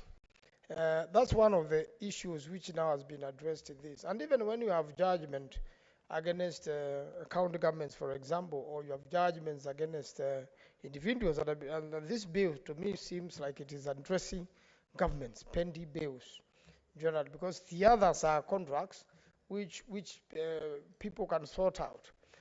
If, for example, an institution had given a contractor a construction of certain buildings, a college, let's say, or even a university, it still fall under this category. And a lot of times, because they have they enjoy perpetual succession, and they are suable bodies under the law, because they either operate under an act of parliament or they are parastatal. And therefore, it becomes very complicated. At times, these matters delay a lot in court. And then sometimes they are sent to arbitration. And then after arbitration, the court now can come even and award interests, to act, for avoidance of interest. Then somebody will be allowed, to be able to move fast. And when you liken this bill to that, this bill has tried to import that process after court judgment, where interests are accruing, to these prompt payments when you must now pay within a certain time, and failure of which then certain interest starts accruing. And it will really need a lot of discipline. And I believe during the third reading, we can amend this bill to give it more teeth. It has now teeth. It can bite, but it needs to bite more so that you push a government entity to feel fully compelled by law to pay somebody who is clear. I've worked for the government, but there is a failure to work. There's something the Honorable Mandago has addressed, and I think as a governor is very experienced. You know, some people also, we had very many fraudulent contractors in the counties. They will not follow the BQ. If it's a road, maybe it needs culverts, it needs maraming, it needs watering, and it needs pressing so that it can be a durable road. And then somebody will just wait just before the lanes, having colluded with some county officials, just go and grade the road, and it will be cleared as if the full BQ was followed. So in situations like that, you know, you need institutions to come in. You need experts. You need, you know, the ESCC to come in handy. Such a payment, then you'll have a justification to delay if there's an investigation going on or if there's a criminal matter which has arisen out of it. And therefore, some of the governors then, if there's transition, will come and say, sorry, we can't pay this for ABCD reason. And if we are to pay, this is the real value which was covered. And then, you know, it becomes very complicated for such a contractor to be paid. So at third reading, we need to address fraudulent contractors or situations whereby the BQ has not been followed. In the case of a construction of a building, then it means you may not even follow the building code. And there is also, you know, laws come together to strengthen one affair. Now we have a building code which has been in existence for many years in many countries. Ours is just coming in as a regulation. And all those have to be followed so that by the time the government is making a payment, then it is making a payment for real. So once we avoid that fraudulent bit, then a contractor who has faithfully and followed the BQ and has worked for a county government or the national government surely must not be frustrated by the government. We have a very sad case in Tuake Dam now, whereby there are about 5 subcontractors.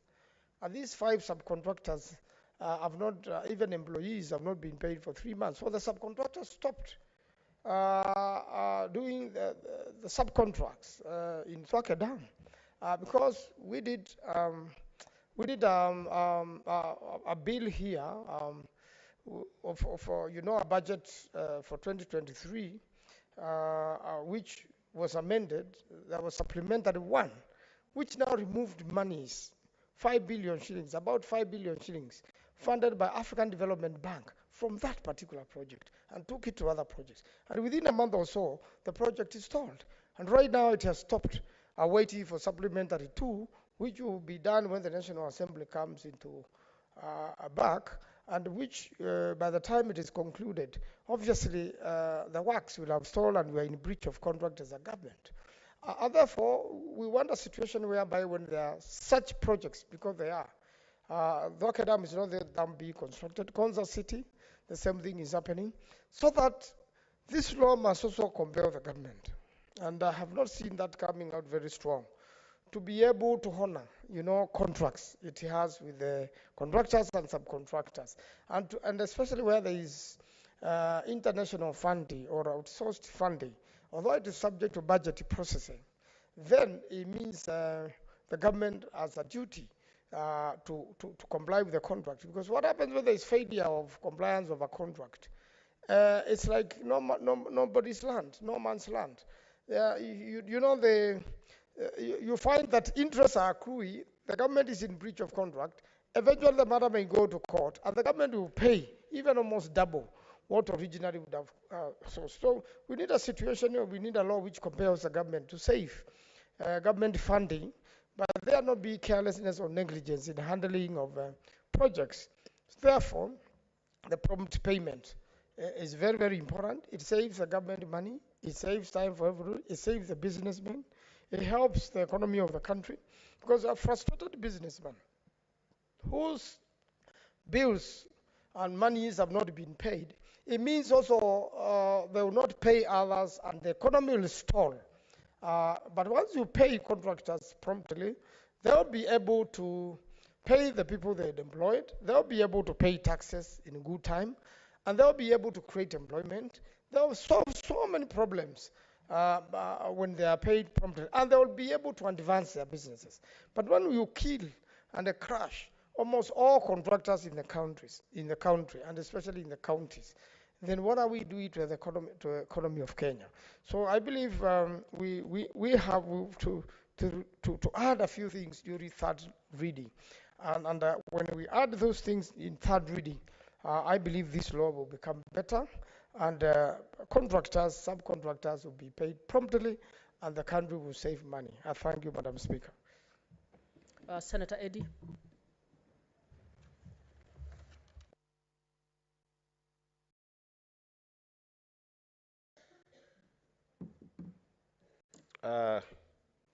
I thank you, Madam Speaker.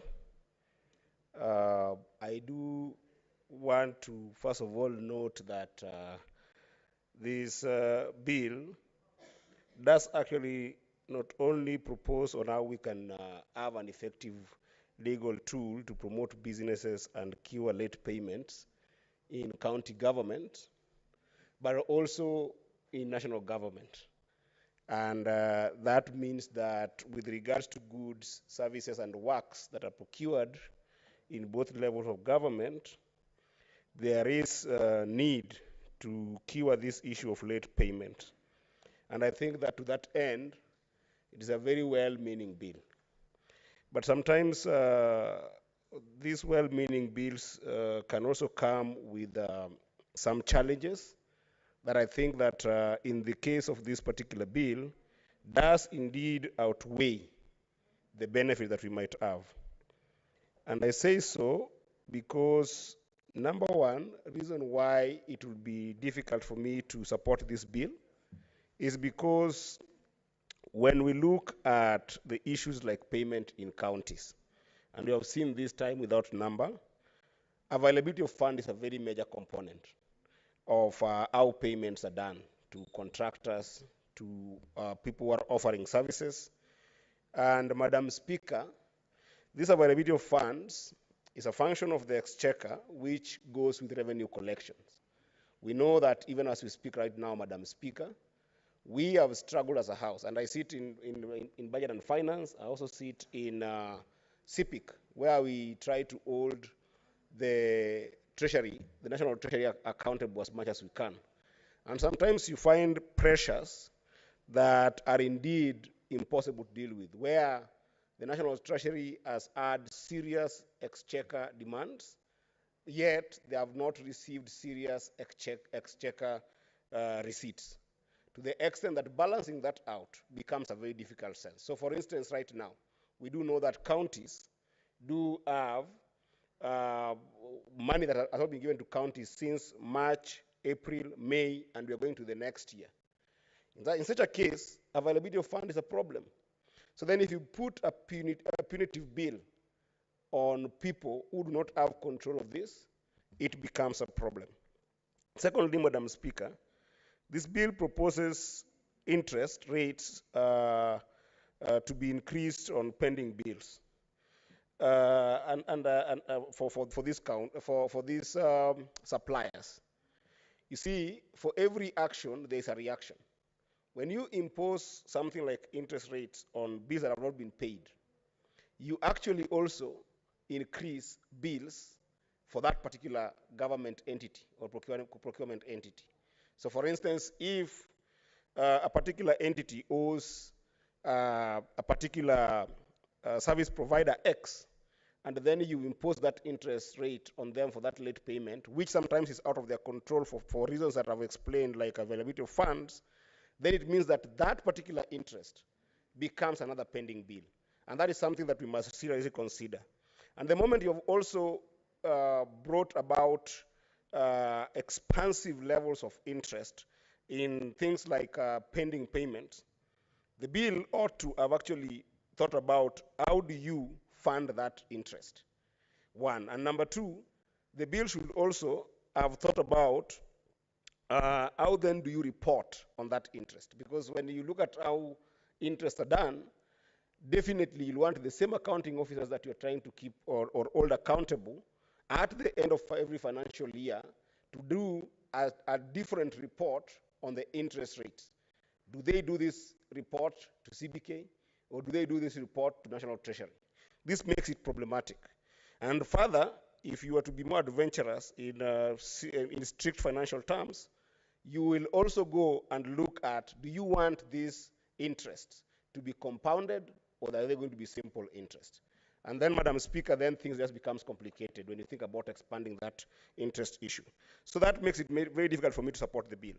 And Madam Speaker, additionally, if you're going to impose something like interest on payments that counties or even national government is not doing because of other issues like delay of funds, then it goes without saying that you must put an equal equation to the other side, whereby if there is an accelerated payment to a particular service provider, then does it mean that that service provider then has to discount the county or the national entity? That must be considered in the interest of including the kind of interest that are proposed by this bill. Madam Speaker, I also think that proposed penalties under offenses in the clause, I think 7 by the bill to the accounting officers is a little bit exorbitant, Madam Speaker. And this is because of the reason that I said. If the exchequer does not guarantee that there will be availability of funds, then it goes without saying that any accounting officer also will not have control on the availability of that fund. So then how do you account for that lack of control of a procurement entity where the officer does not have control on that availability? Then you punish them based on timelines and not based on availability of funds. That becomes extremely problematic. And we have seen it even if you look at the County Government Act, whereby both the PFM and the County Government Act in the level of counties does establish what we call the county treasury. And in the county treasury, the head of that treasury is actually supposed to be the CEC finance. But when you look at our IFMIS system, Madam Speaker, today you will find that the IFMIS system, the way it is coded at the controller of budget, we have somebody called approver 2, approver 1, and people approve in different levels. And it's not strictly exposed to the adherence of who then the accounting officer becomes there. So in a place where you've punished an accounting officer with a bill of 5 million or 5 years jail term, where it was completely out of their control, how then do you account for that kind of officer? Madam Speaker, I also think that it is critical that before, as a Senate, we think about passing this bill, we need to look at the progression between this bill and the Public Procurement and Asset Disposal Act of 2015, which was actually ratified and approved by this Parliament in 2020. Because I find a lot of what has been proposed by this bill as having been taken care of by the PPAD Act of 2015. And I just wanted to help Senator Mariam in looking at some of the classes that have come here. And I think that they're the most substantive classes. I didn't pick all of them, but the most substantive ones. So if you look at section 4 of this on the prompt payment of accounts, the timelines within which payments have to be made to contractors is set at 60 days. And the period starts from the day of the receipt of the invoice. That's what this is proposing.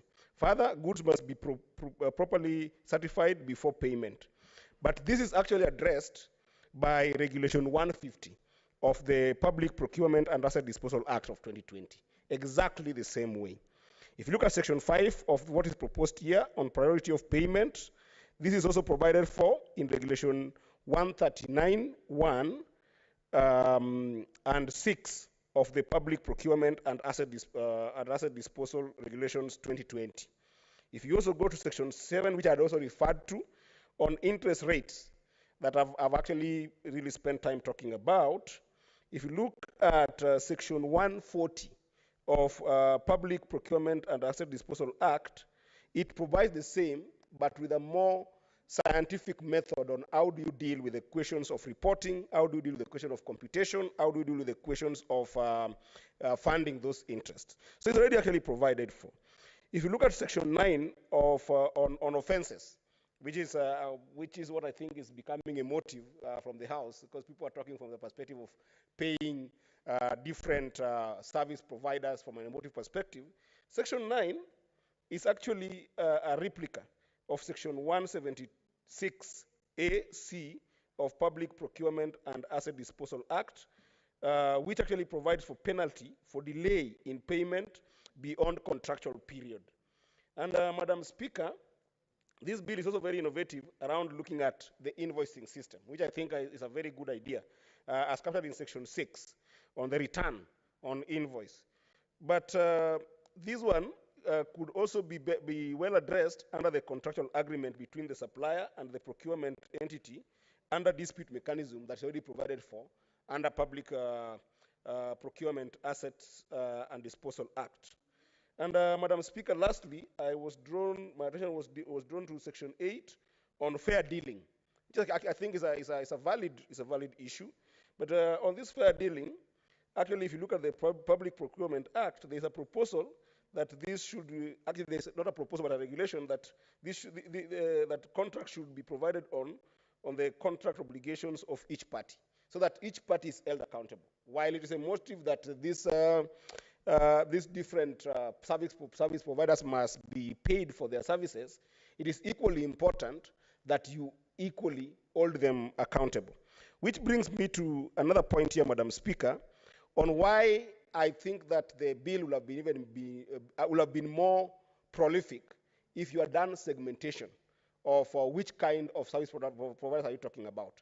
Because a big contractor who is doing roads in our counties or who is working on SGR, for instance, does not need to be protected to the extent that they are paid 30 days. But if you're talking about SMEs or micro enterprises that you segmented on this particular bill, then you make it possible to have a conversation that is more segmented and more targeted in helping the businesses that are more at risk. And that way, then even the idea of bottom-up agenda is actually well taken care of.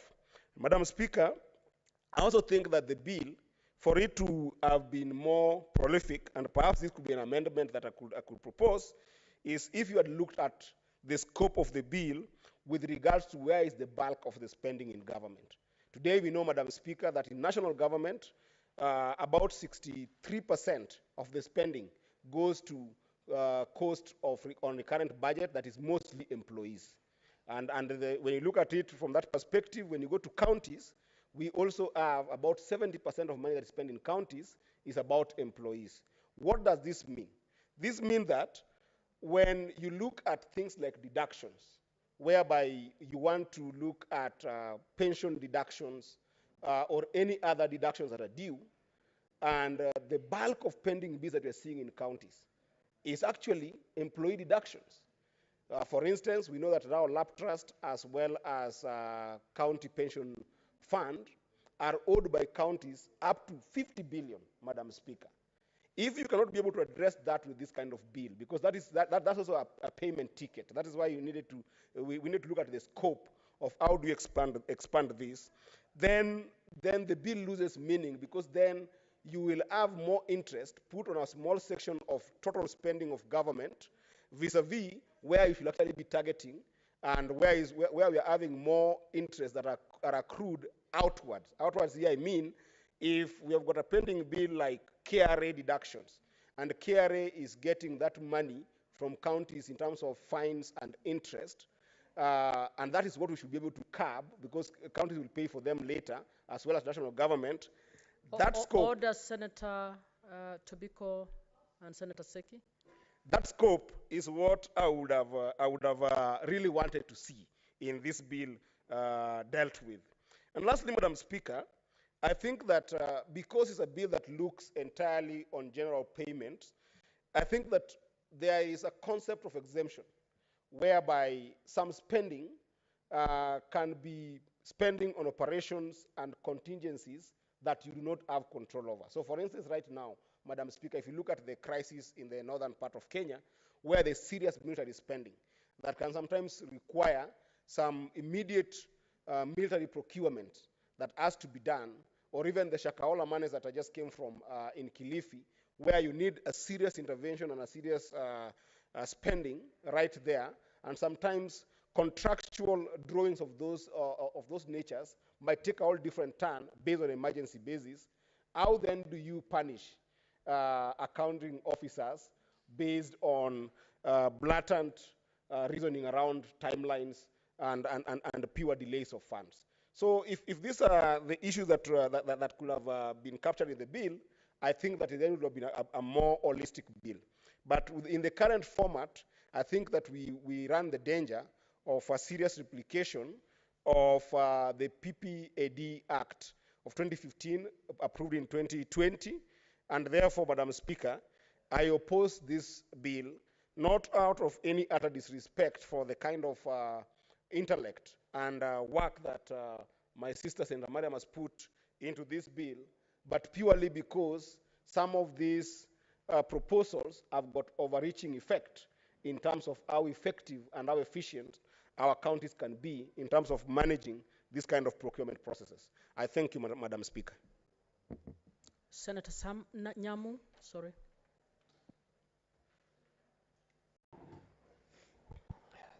Thank you, Madam Speaker.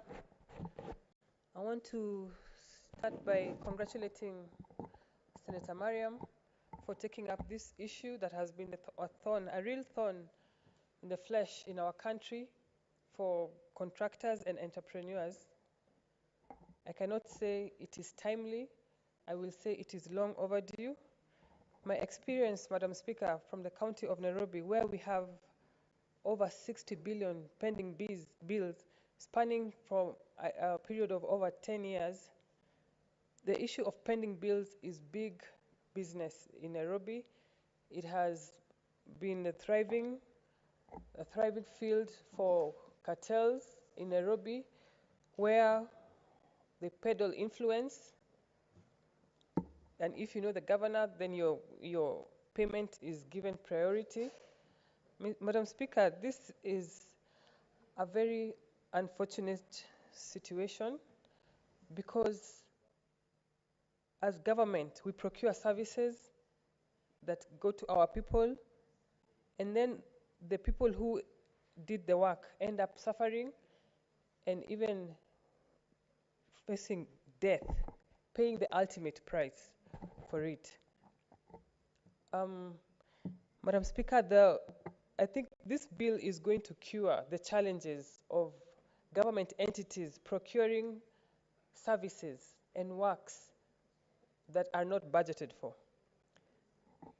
Some of the issues that Senator Eddy has brought up are definitely an eye-opener, but I think this just means that the bill needs more work. I think it should not be the intent of the bill is what we should work with. If we need some amendments, if we need to work on it, but there is dire need for regulation of our pending bills and prompt payments in our counties and also in the national government, Madam Speaker. And with that, I support. Senator Shakila. Asante, Mheshimiwa Spika. Mimi nasimama kuunga mkono hii mswada wa Mheshimiwa Mariam, Senator Mariam, kwa naunga ukiwa na mabadiliko as in amendment. I support with amendments. Mheshimiwa Spika, mambo ya kusema watu kucheleweshwa malipo yao ni shida ambayo imekabili hii nchi kwa nyanja za kuanzia serikali kuu mpaka serikali za county. Na ni jambo kuna muhimu itungiwe sheria ambayo itakuja kutekelezwa na itakuwa ni sheria ambayo itakuwa ni kama funzo na kuweza kufanya serikali ziwajibike kikamilifu. Kwanza ningependa kusema mradi wowote ambao utakuwa umefanywa ama unatekelezwa ni mradi ambao huwa umefanyiwa bajeti yake, umebajetiwa. Na mradi ukiwa bajetiwa huwa tayari kuna pesa kwa huo mradi. Kwa hivyo hakuna sababu yoyote ya mradi kama ule kukosa kulipwa ama yule mtekelezaji wa hiyo mradi akose kulipwa haki yake kwa ukosefu wa fedha. Ni lazima mtu akipeana huduma kwa county ama kwa serikali awe atapewa malipo yake kwa muda unaotarajiwa, na kama hatapewa malipo yake basi kuna hatua ni muhimu zichukuliwe. Mheshimiwa Spika, kuna njia ambazo kwamba zinaweza wekwa katika huu mswada ziweze kuzuia matatizo kama hayo. Kwa mfano nikisema tuseme kama mwenzangu mheshimiwa ameongea juu ya kwamba ya faida, kwamba pesa ikicheleweshwa imewekwa faida. Kitu kama faida tunaweza kutoa kwa huu mswada na tuseme kwamba pesa ilipwe vile vile bila faida. Hiyo ni kitu inaweza fanyiwa amendment. Kitu chengine mheshimiwa ni kwamba ni lazima mtu akipeana huduma awe atalipwa pesa yake kwa wakati unaofaa. Hakuna haki ya kucheleweshwa, na wale wahusika, kwa mfano kama ni upande wa county, ni governor ametoka yule ameingia mwingine, kuwe na mipangilio kamili ya kufanya. Kutakuwa na handover, proper handover ya kusema kwamba haya ndio mambo ambayo yamebakishwa yako nyuma, na hizi ndizo kazi ambazo kwamba ninakukabidhi uwe utaendelea nazo katika shughuli zako za miaka 5, ili kuonekane kwamba hakutakuwa na shida yule governor ambaye ameingia aseme kwamba mimi haya siyajui, haya nihusu. Na hiyo ambao kwamba sengine utakuta miradi imeachwa katikati, na miradi ile imelipiwa pesa nyingi na ile ni pesa ya mlipa kodi, na yule governor ameingia huwa hataki kushughulika kulipa ile pesa, na pengine ni kitu ambacho kwamba ni cha muhimu, ni huduma ambayo kwamba wananchi wanataka, ni huduma wananchi wameitisha, lakini utakuta wale viongozi ambao wameingia mamlakani wanakataa kutekeleza yale majukumu kwa sababu ya kukataa kufanya yale malipo. Kwa hivyo Mheshimiwa Spika, mimi naona huu ni mswada wa maana sana. Unafaa tu upigwe msasa. Ukishapigwa msasa kikamilifu kutokana na maoni ya maseneta ama waheshimiwa, na hakika huu mswada utafanya kazi yake mzuri, na pia utapunguza zile shida na yale majukumu ambayo kwamba yanaachiwa wale wenzao ambao kwamba wanaenda wakiachia wale wanaoingia na kadhalika. Kwa hivyo la muhimu ninaloona mimi mheshimiwa, mswada huu unafaa upigiwe msasa alafu tuupitishe kama Senate. Asante Mheshimiwa Speaker. Senator Tobiko.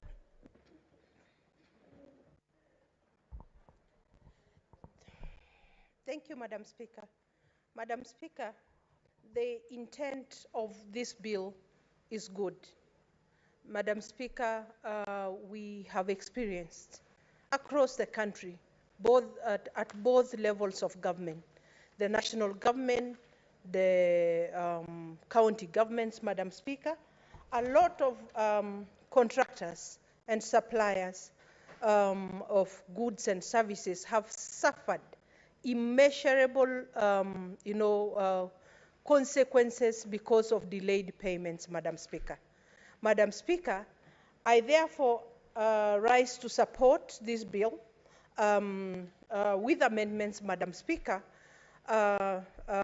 because if we talk about interest on delayed payments, Madam Speaker, it may become a challenge. It may, become untenable. But, Madam Speaker, the general intent of this bill is good, and will also bring discipline to, the contracting agencies, Madam Speaker. Madam Speaker, with the changes in governments at the county levels, very different governments coming in even after 5 years, we have seen contractors and suppliers who have been, whose payments have been delayed. Others have never been paid. People have suffered with bank loans. They have suffered the collateral damage. People's properties have been auctioned by the banks, Madam Speaker, because people take loans in order to be able to supply, in order to be able to deliver these goods and services, Madam Speaker. Madam Speaker, we have actually seen Kenyans who have suffered to an extent of even, getting sick. Others have lost their lives in other situations, Madam Speaker, because of depression. Family properties have been put into jeopardy, Madam Speaker, because of delayed payments, Madam Speaker. Madam Speaker, what I see this bill curing is, it will bring discipline into the whole supply chain, Madam Speaker, that we become disciplined. We should have good intentions when you advertise for goods and services. Then you should also be ready to pay, Madam Speaker, especially because, as the Senator Shakila has said, these are already things that are in the budget.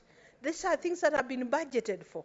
And counties, the various levels of government, it's not only counties, must always advertise for what they can pay, Madam Speaker. Madam Speaker, we have also seen, county governments that, or governors who have left a lot of debts, pending bills for the next government to come in, Madam Speaker. And so it is sort of collapses services at the county levels, because the first thing a governor addresses when they come in is to try and sort out pending bills. Madam Speaker, we must also insist on payments that can only be done after verification, due verification that these services were delivered, that these goods were delivered. Madam Speaker, because we have in this country where corruption has taken root at all levels of government, Madam Speaker, people have supplied nothing and they come and demand payment, Madam Speaker. And so, Madam Speaker, it is important that audits are done, that forensic audits are done, make sure that the goods have been delivered, services have been delivered, and payment should be done, Madam Speaker. And so I do agree with the members who have spoken earlier that whereas the intention of the bill is very good and will bring discipline into the whole area of procurement, Madam Speaker, we may not necessarily insist on interest, because also we have seen counties that have not necessarily delayed payments, not of their own making, but because of delays of allocations from Treasury, Madam Speaker. So, Madam Speaker, I do support. Madam Speaker, we have seen also situations that I think this bill should address, situations whereby we have encouraged our young people to go into business with governments at both levels, national and counties, and also the women and disabled people, but in the process, they get themselves into a quagmire which they don't understand, where a field where there are cartels, a field where nobody even respects the portion or the 30% that was meant for the youth and meant for the disabled people and for the women, Madam Speaker. Madam Speaker, for our young people to be able to prosper in this field, we must bring discipline into this field. For women to be able to do business with government, Madam Speaker, this field has to be streamlined. And it can only be streamlined if there are prompt payments, Madam Speaker. And so, Madam Speaker, I support because it is very important. It is very important that government becomes disciplined. It is very important that goods are paid for. It's very important, Madam Speaker, that we become disciplined in all fields, Madam Speaker. Madam Speaker, we have visited other countries, and we have seen the kind of, and even private entities in this country, Madam Speaker, do pay on delivery. Madam Speaker, we have seen private entities, private enterprises are prompt in their kind of dealings with the public or with their suppliers, Madam Speaker. Discipline must also be brought into the public service in terms of procurement, Madam Speaker, and I think this law is meant to do exactly that with a few amendments, Madam Speaker. It's a very good law, Madam Speaker, which we need to support. Thank you very much.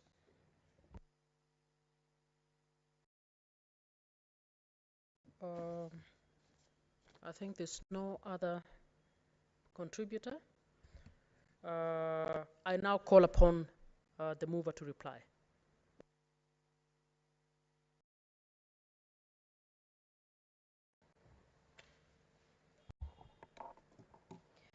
Thank you, Madam Speaker, for giving me this opportunity.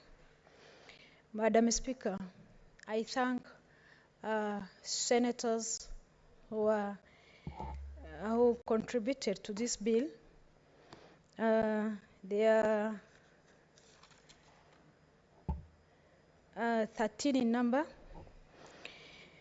I thank Cherargei, Senator Chemera, Senator Beatrice, Senator Abbas, Senator Beth Sengo, Senator Kisan, Senator Omegeni, Senator Mandago, Senator Manzo, Senator Eddy,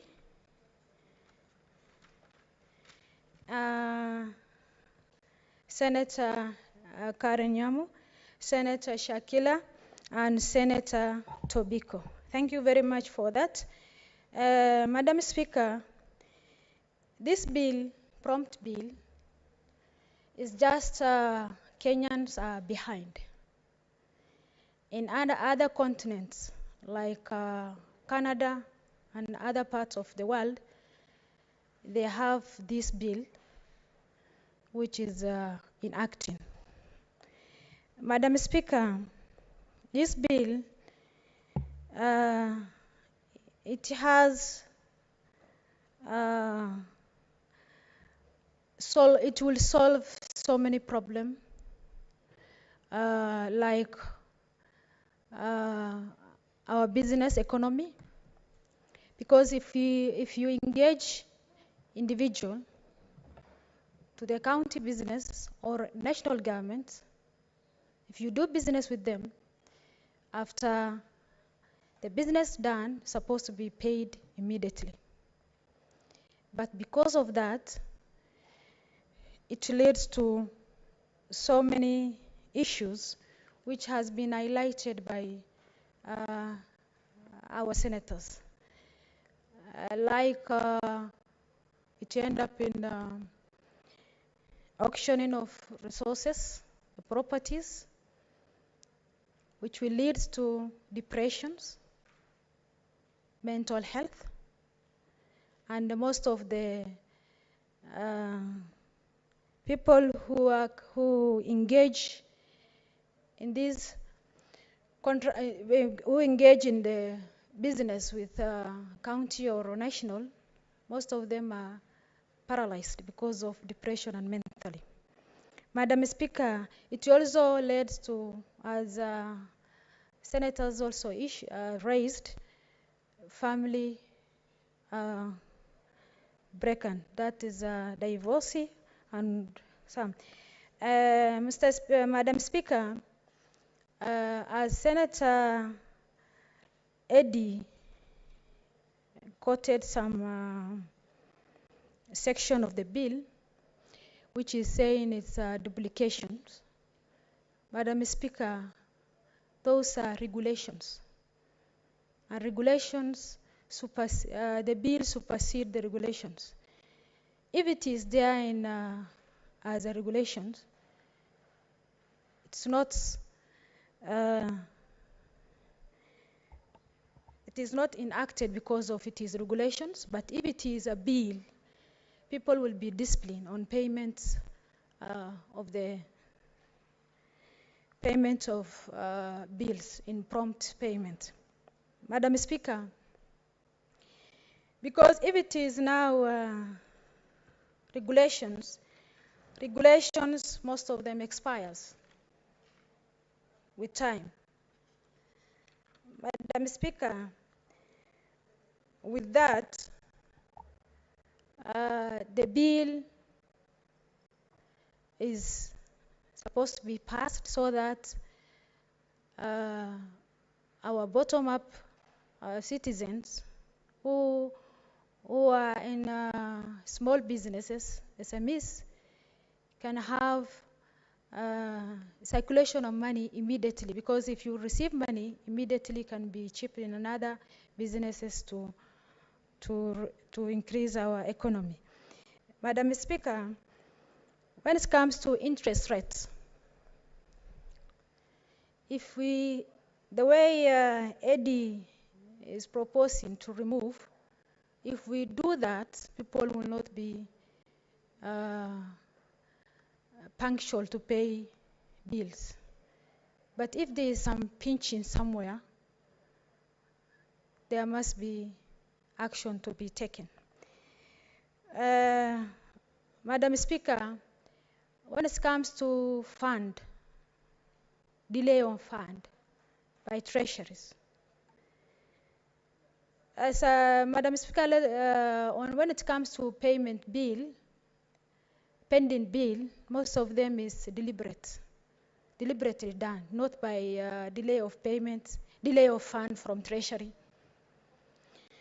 So to avoid that deliberations, we need at least some action so that those deliberation actions is seized. Madam Speaker, this bill will solve so many things on economy. It will save economy, and some also senators raise on transition issues, because a governor come in and will say this is not my payment, it's another, I will not do that one, and let me pay my bill first. Madam Speaker, we have to work as FIFO method. That is first come, first serve. It's not a matter of who is in the office and who is not in the office. Madam Speaker, to that, we need to be the same level with other continents, other developing countries. So, Madam Speaker, on that, I reply the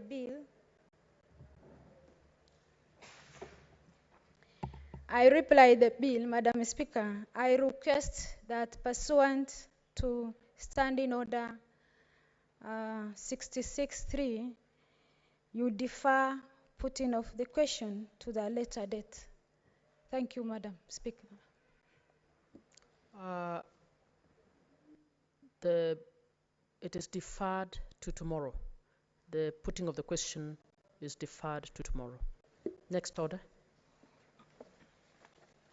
Order number 11, the Learners with Disabilities Bill, Senate Bill number 4 of 2023, second reading.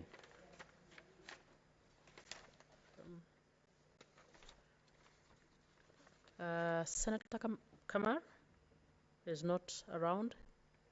Can that be deferred? Next order. Order number 12, the Employment Amendment Bill, Senate Bills number 11 of 2022, second reading. That's Senator Cherarke, not present, deferred. Order number 13, the Agricultural and Livestock Extension Services Bill, Senate Bills number 12 of 2022, second reading. That's by Senator Mutinda, not present, deferred. Order Next number order. 14, the Mung Bills Bill, Senate Bills number 13 of 2022, second reading. That's Senator Wambua, not present, deferred. Next order. Order number 15, the Startup Bill, Senate Bills number 14 of 2022, second reading. Senator Crystal Asige, not present, deferred. Next order. Order number 16, the Tea Amendment Bill, Senate Bills number 1 of 2023, second reading. Senator Hilary Sigay, not present, deferred. Next order. Order number 18, motion adoption of the report of the Standing Committee on Devolution and Intergovernmental Relations on a statement sought on the relocation of National Government Administrative Services from Chuka Town to Katwana County Headquarters in Tharaka Nithi County. Not order number 17.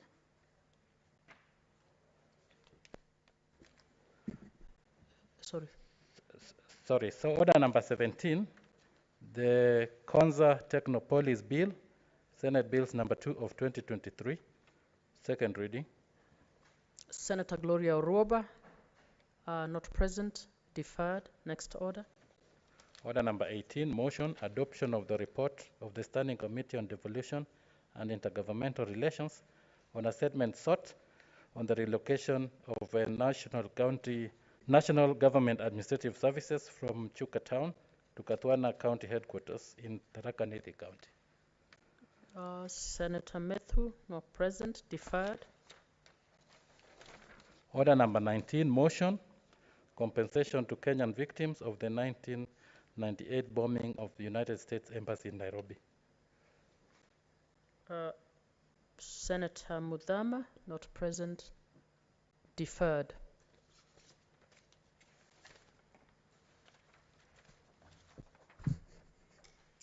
Honorable Senators, there being no other business on the order paper, the Senate stands adjourned until tomorrow, Wednesday, 24th May 2023 at 9:30 a.m.